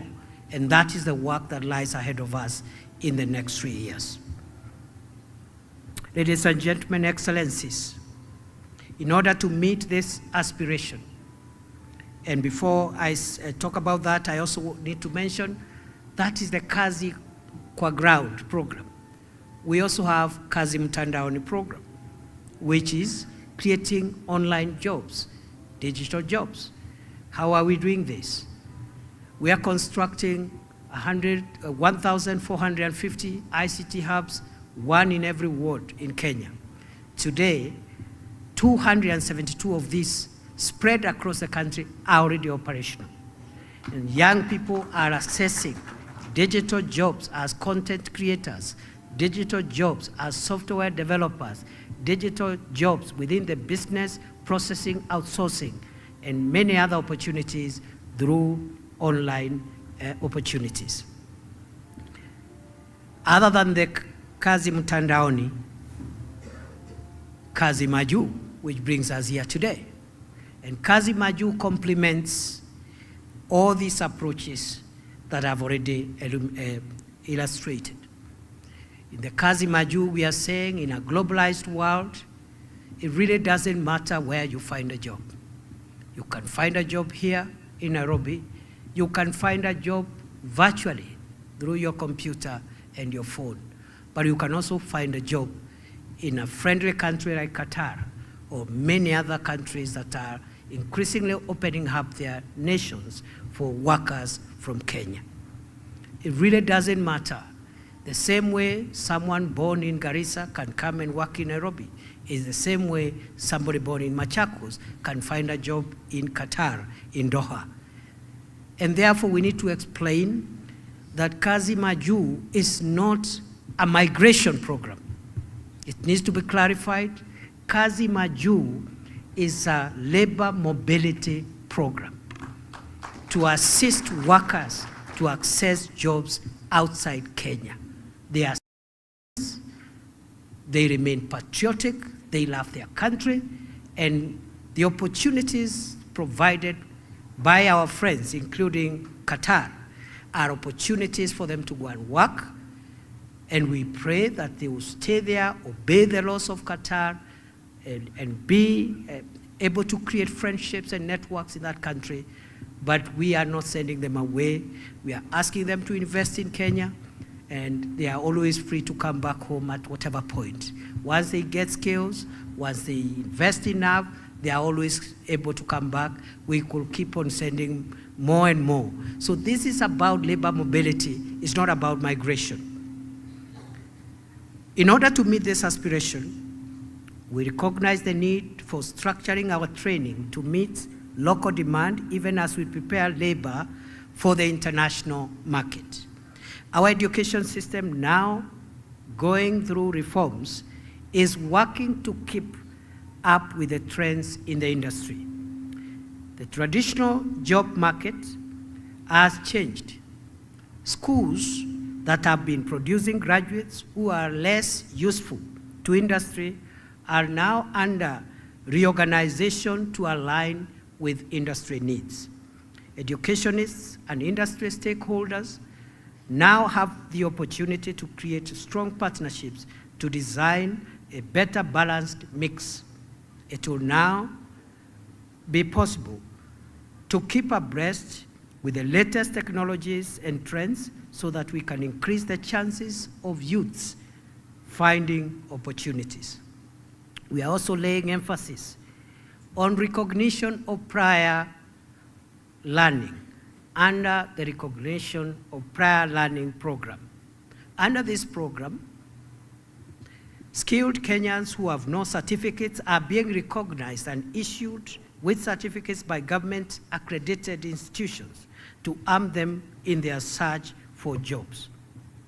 There are people who have prior learning as masons, carpenters, as plumbers, and we are working now with our TVET institutions and other training institutions to recognize some of these skills and accredit them based on global and internationally accepted standards in the industry. The government is focusing on vocational and technical education as a core strategic agenda.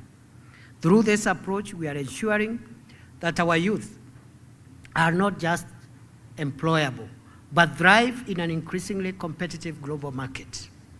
The success stories achieved so far in this space are living proof of what is possible when talent meets opportunity. So far, over 6,000 skilled workers have been certified under the recognition of prior learning program. 6,170 coxswains have been trained. 272 ICT hubs across Kenya have been set up to establish a platform for digital jobs, such as content creators and software development.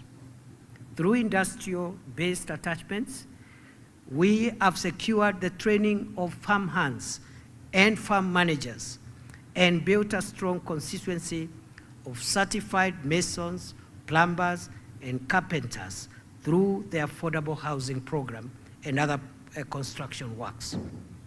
This initiative is a promise to every Kenyan worker that your government will stand by you, from equipping you with the right skills to protecting your rights wherever you go to provide labor in service to self and country. The future is bright. To the youth, the future is yours to shape. Take full advantage of the opportunities provided through the various initiatives I have illustrated, vocational training programs, and government-backed platforms. Your energy and innovation are Kenya's greatest assets.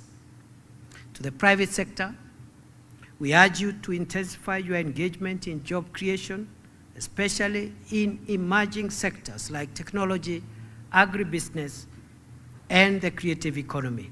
Together, let us build ecosystems that nurture dreams and deliver results. The government of Kenya remains steadfast in its mission to foster an inclusive economy where every citizen has the opportunity to contribute and succeed. I thank you all for your active participation, innovative ideas, and unwavering commitment to this shared journey. As we leave this fair, let us carry forward the vision of a Kenya where every young person has a chance to thrive, where businesses flourish, and where our creative industries shine brightly on the global stage. Together, let us continue building a Kenya that works for all. Mabibi na mabwana, nimefurahi kufika hapa siku ya leo. Siku ya leo tunasherekea vijana wetu ambao wataanza kusafiri kutoka nchini kwenda mji wa Doha kule Qatar. Kutoka leo mpaka wikendi hii, vijana 300 wa kwanza wataanza safari zao kuelekea Doha kupitia mswada wa nchi rafiki ya Kenya ya Qatar, ambayo imefungua taifa lao kwa wafanyakazi kutoka nchi yetu ya Kenya. Tunashukuru sana na tunasema hii ni njia moja ya njia 3 ambazo serikali inatumia kupatia vijana wetu ajira na kupatia watu wa Kenya matumaini ya kiuchumi, ili nchi yetu iwe nchi sawa na nchi ambao wale ambao hawana kazi ni wachache, na ikiwezekana kila mtu katika taifa letu awe na ajira. Njia ya kwanza ni kuhakikisha kwamba tunabuni nafasi za kazi hapa nchini kupitia wale ambao tunaendelea kuajiri katika idara ya umma ama sekta ya umma, wafanyikazi kama wafanyikazi wa umma, kama polisi, wanajeshi na wafanyikazi wa wizara mbalimbali katika taifa letu la Kenya na katika magatuzi yetu. Lakini vile vile kuna wale wanapata kazi katika sekta ya kibinafsi, na tunapongeza sekta ya kibinafsi na tunaahidi sekta ya kibinafsi ya kwamba tutaendelea kupanua uchumi wetu ili mpate biashara zenu zikue, muweze kuajiri Wakenya zaidi katika biashara zenu.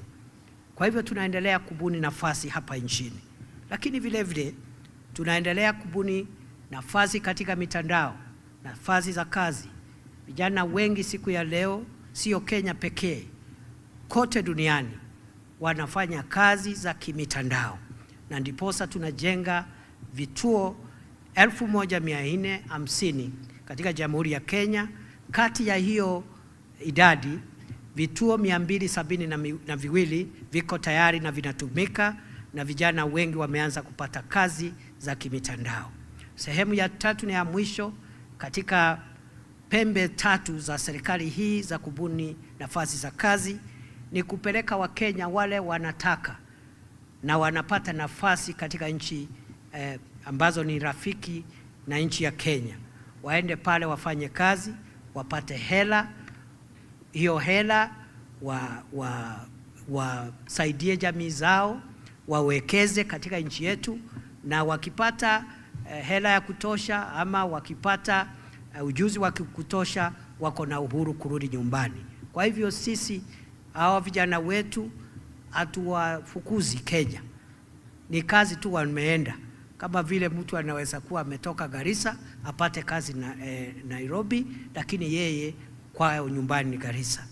Kama vile tunasema siku ya leo, vijana ambao wamepata kazi, bado nyinyi ni wa Kenya, lakini tumewapatia kazi pale na ni masaa 4-5 tu kama unataka kurudi Kenya. This is your country, you are always welcome. We want also, tunataka pia kusema ya kwamba tuna mpango wa kutambua vipawa vya wale ambao ni wafanyakazi hawakufanikiwa kwenda shule, lakini wako na ujuzi. Wengi wao wako katika sekta ya jua kali, wanajua umekaniki, wanajua kazi ya mambo ya shamba, wanajua udreva, wanajua mambo mengi, wana ujuzi lakini hawana cheti. tuko na mpango wa kuwapatia hao vyeti ili pia wapate nafasi ya kazi. Kwa hivyo siku ya leo mimi nafurahi sana. Naomba Wakenya waunge mkono vijana wetu ambao wanaenda ng'ambo. Tuwaombee na pia tuombee nchi zetu marafiki ambao wanatupatia nafasi kama hizi. Nchi ya Qatar imesema kwa mfano iko na nafasi ya zaidi ya 8,000 za watu wetu ya Kenya. Nchi moja tu, na zinaweza hata kuongezeka. Jameni, tusipinge mradi ya Wakenya ambao hawana kazi na wamepata kazi na wanataka kwenda kufanya hiyo kazi, na hatuwafukuzi Kenya. Wewe kama uko na kazi, shukuru Mungu. Kuna mwingine hana kazi. Na sehemu hii tunatumia serikali ni kutafutia vijana wetu kazi mahali popote pale. Ile kazi tunapata hapa, tunapatia vijana wetu. Ile kazi tunapata kule nje, tunapatia vijana wetu. Kazi ambayo tunapata kwa mitandao, tunapatia vijana wetu. Kwa hivyo mimi sitaki kuwachosha sana. Nimeshukuru sana kuwa hapa na watakia kila laheri. Your Excellency the Ambassador, I was praising your country for supporting Kenya. We don't take it for granted. And this is what friendly relations is all about. It's about action, not talk. It's about practical results. We really appreciate you. Kenyans are very good workers. They are hardworking, law-abiding, well-skilled. They will serve your country well. They will stay well. They will abide by the laws of your country. They will make friendships and networks, and they are always welcome back whenever they want to come home. We have enough people. If you want us to give you people every day, we have enough people, 5.5 million skilled workers who do not have an opportunity today. Kwa hivyo nawashukuru sana na watakia baraka ya Mwenyezi Mungu kwa niaba ya Rais wa Jamhuri ya Kenya, Mheshimiwa William Ruto, ambaye amenituma hapa. Kwa niaba ya sisi zote tunashukuru, na sasa it is now my pleasure to officially flag off the first cohort of 300 young people who are going to work in Qatar. Safari njema, Mungu awabariki, mubarikiwe, familia zenu zibarikiwe. We will always be there to support you. Once more, my colleagues, led by CS Botua, thank you for the good job. Thank you for the partnerships, the friendships, you're going out of your way to make sure that this program works. And at the risk of repeating myself, this is the most consequential program that the government can do to its people. Finding opportunities for young people. You don't know how many families are touched by this event today. You have no idea. So I'm not worried about people who are criticizing, and I'm wondering why a Kenyan should criticize a fellow Kenyan who has got a job. So I wish you well, and God bless you. Asante sana. God bless you and keep you.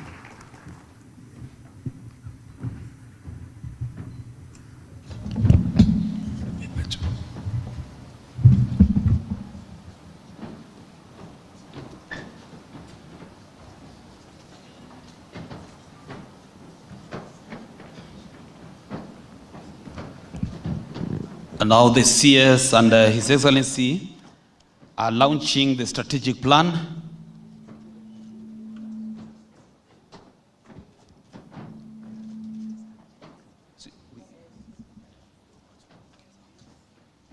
So the first strategy is the National Strategy on Skills Development for National Mobility.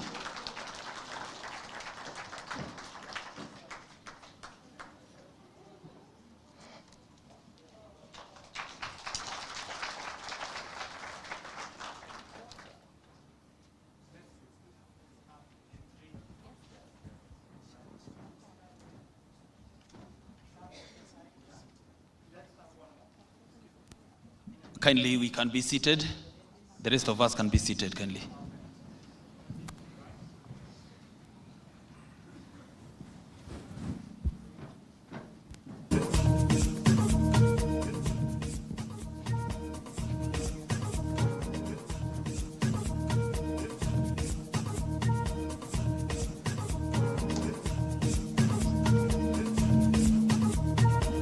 The second strategy, Your Excellency, is the global labor market strategy that will be projected on the screen.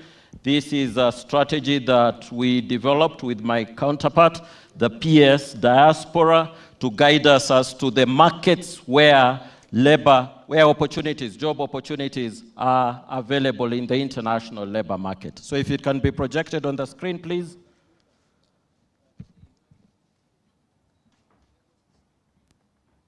Music.com.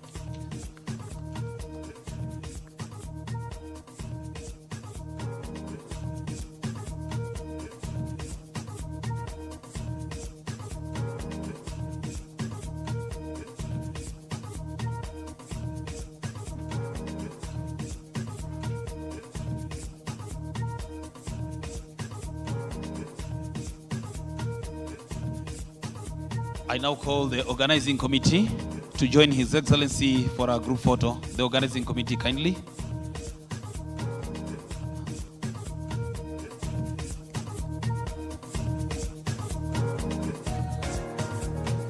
Okay, now the organizing committee to join.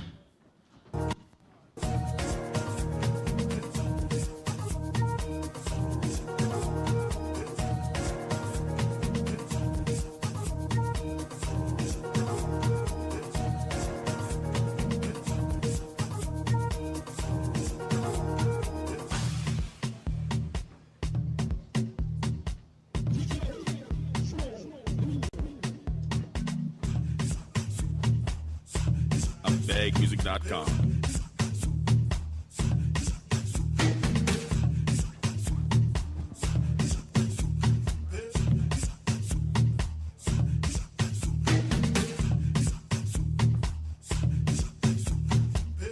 Wale tumebeba suitcases, wale the ones that we are traveling today, wale ambao tuna travel leo, niombe tuelekee pale nje.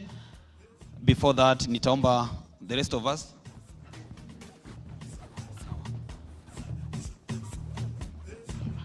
Your Excellency, if you can hold on to allow those who are now migrating to Qatar, kama mnaweza kuamka tafadhali ili mwelekee pande ya nje, tafadhali. Chukua mfuko wenyu tuelekee nje ili the Deputy President achukue picha pamoja na nyinyi. Kindly, let's make our way out. Tafadhali amkeni. With the parents also, the parents too. If you can join us outside so that we take a photograph together. Tafadhali amkeni tuende chap chap chap chap, nyinyi ni vijana wa haraka haraka tafadhali.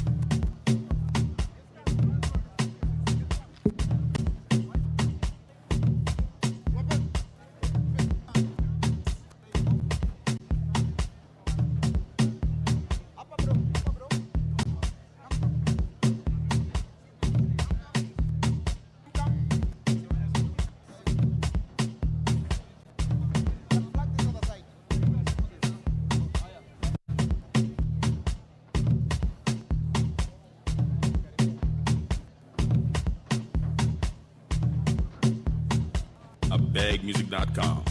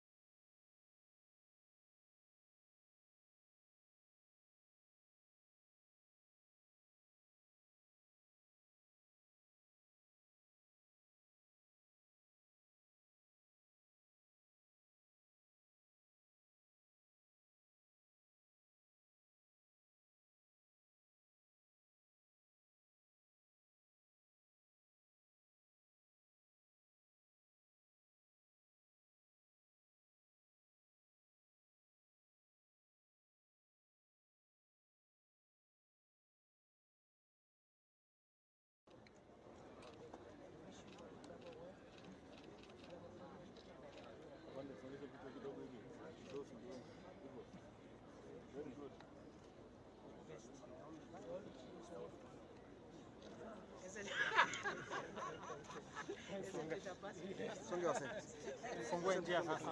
Fungue njia.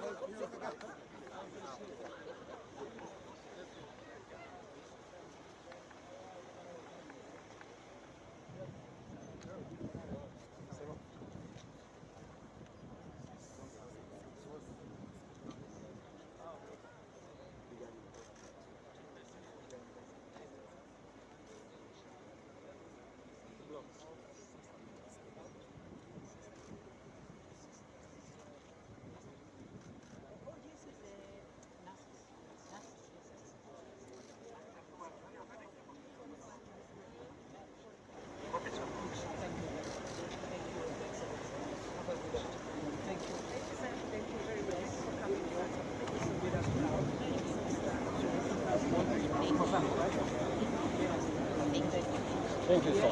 Really appreciate it. Thank you, sir.